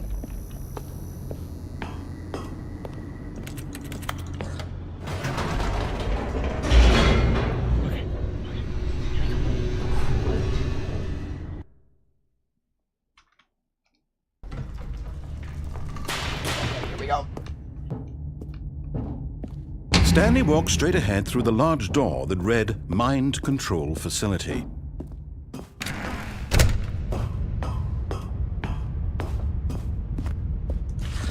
The lights rose on an enormous room packed with television screens.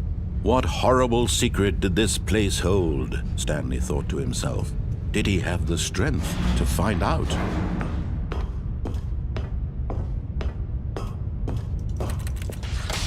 Now the monitors jumped to life, their true nature revealed. Each bore the number of an employee in the building, Stanley's co-workers. The lives of so many individuals reduced to images on a screen, and Stanley, one of them, eternally monitored in this place where freedom meant nothing. This mind control facility, it was too horrible to believe. It couldn't be true. Had Stanley really been under someone's control all this time? Was this the only reason he was happy with his boring job? That his emotions had been manipulated to accept it blindly? No, he refused to believe it. He couldn't accept it. His own life in someone else's control? Never! It was unthinkable, wasn't it? Was it even possible? Had he truly spent his entire life utterly blind to the world? Okay, here we go. But here was the proof. The heart of the operation. Controls labeled with emotions. Happy, or sad, or content. Walking, eating, working. All of it monitored and commanded from this very place. And as the cold reality of his past began to sink in, Stanley decided that this...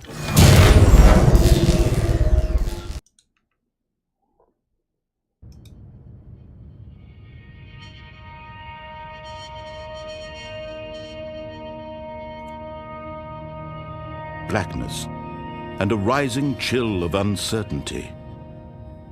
Was it over?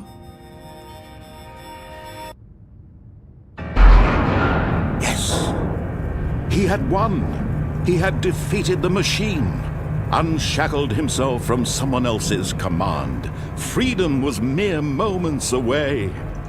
And yet, even as the immense door slowly opened, Stanley reflected on how many puzzles still lay unsolved. Where had his co-workers gone? How had he been freed from the machine's grasp? What other mysteries did this strange building hold? But as sunlight streamed into the chamber, he realized none of this mattered to him, for it was not knowledge or even power that he had been seeking, but happiness. Perhaps his goal had not been to understand, but to let go.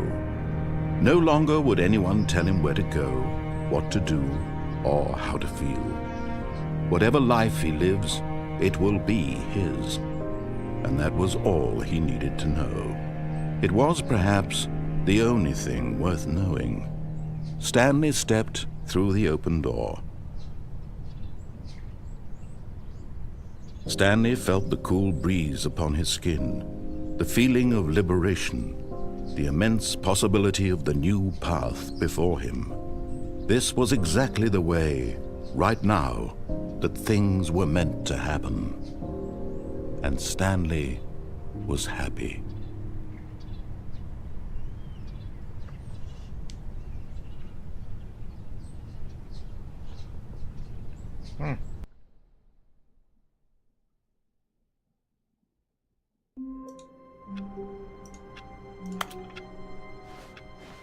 All of his co-workers were gone.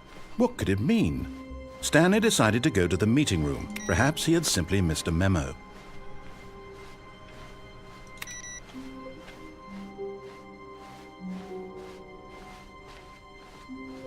When Actually, Stanley... wait, hang on. Let me try rebooting the game. See if that actually does anything. Quit the menu. Quit the desktop.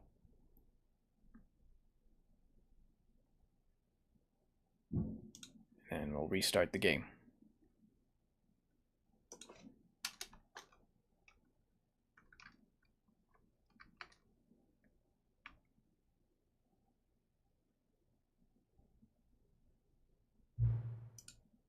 Please enter the current time. Don't mind if I do. It is currently 8:34.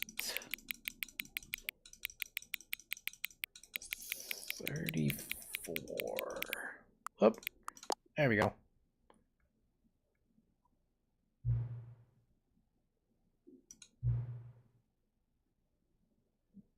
Before I get started, can I say something? Thank you for actually setting the clock both times you've booted up the game. A lot of people don't take that step seriously. They just leave the clock set at 12 o'clock and call it a day. But you are actually taking the time to set the clock, and I appreciate that. That's how I know you care about this experience. You're paying attention. I don't even have any way of knowing if the times you're setting are correct. Tell you what, I'll make you a deal. Since you've been self-corrupted, next time you boot up the game and see the screen, just set the clock to your favorite time. Go ahead, pick whichever time you want, blah, blah, blah, blah. Okay, thank you.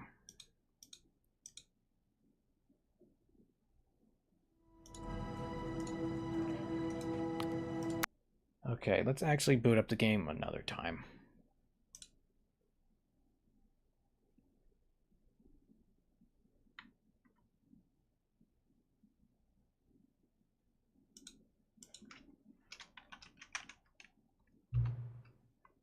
Please enter the current time again.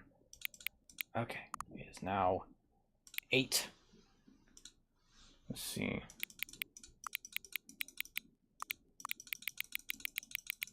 Oh.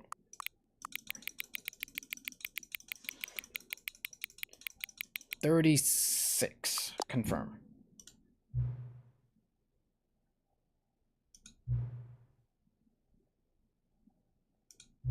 Okay.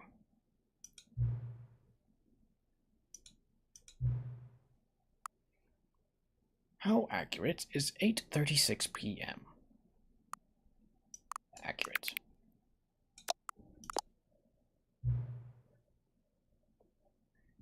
And I was just saying, regardless of the clock, I'm having a great time adjusting these settings. I feel like I'm learning more about you as things to be set. It's good to collect data. I wish we had more sliders without going through all blah blah blah. Perhaps I can gather some. Perhaps I can invent some new sliders together. Alright, I guess you could do that. Shouldn't be too hard, yeah. Blah, blah, blah. Should be ready next time you run the game. Okay. Thank you. One more time.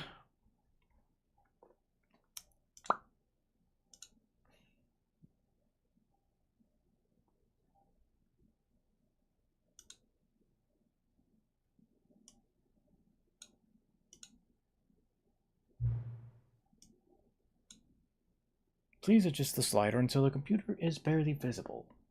Alright. Confirm. Please adjust the slider until the dog and cat are friends. Confirm. Please adjust the slider until the number 5 becomes the number 9. There we go. Please adjust the slider until you stop adjusting the slider. Confirm. Which is the two main players is most appealing to you? I'm gonna pick Scrumptious. Please don't adjust the slider. Do you know what time it is right now? Yes. Is the time that is right now the correct time? Yes. What is time anyway?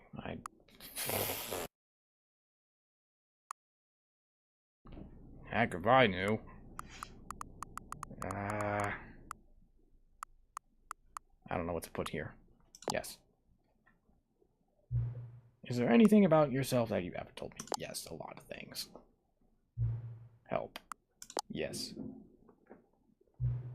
Will you come back to visit me? Yes. Because I am going to reboot the game again. Okay, here we go. Quit the desktop.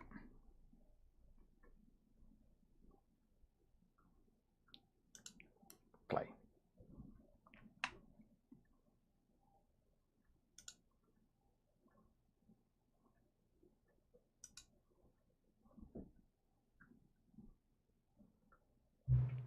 What time is it?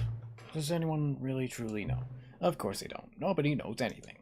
You and I don't even know each other. We're like strangers. Sure, I've adjusted all the game's settings to your exact specifications, but who hasn't? It's just what I do, like a day job. And now, the job is over. There's no more information for me to gather. I've collected all the data on you that I can, and I still don't really know you, blah, blah, blah, and you don't know me, and neither of us know what time it is. I guess some settings are just unsettleable, but if I'm being totally honest, the clock doesn't do anything in the game anyway. You wanna have here with blah blah blah. Video games are meant to be played alone. You like okay, thank you. I can.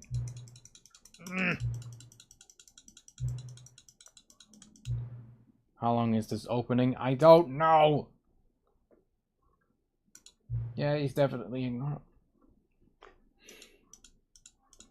I'm not doing it on purpose. I'm sorry. The epilogue. It's unlocked.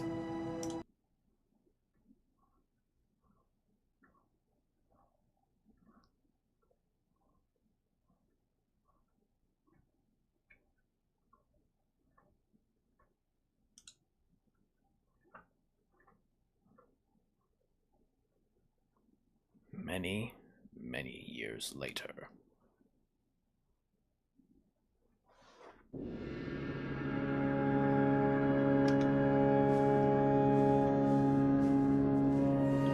Yeah, sorry if it feels like I'm ignoring you guys. I'm not doing it on purpose. I just get a little too focused on the game, that's all.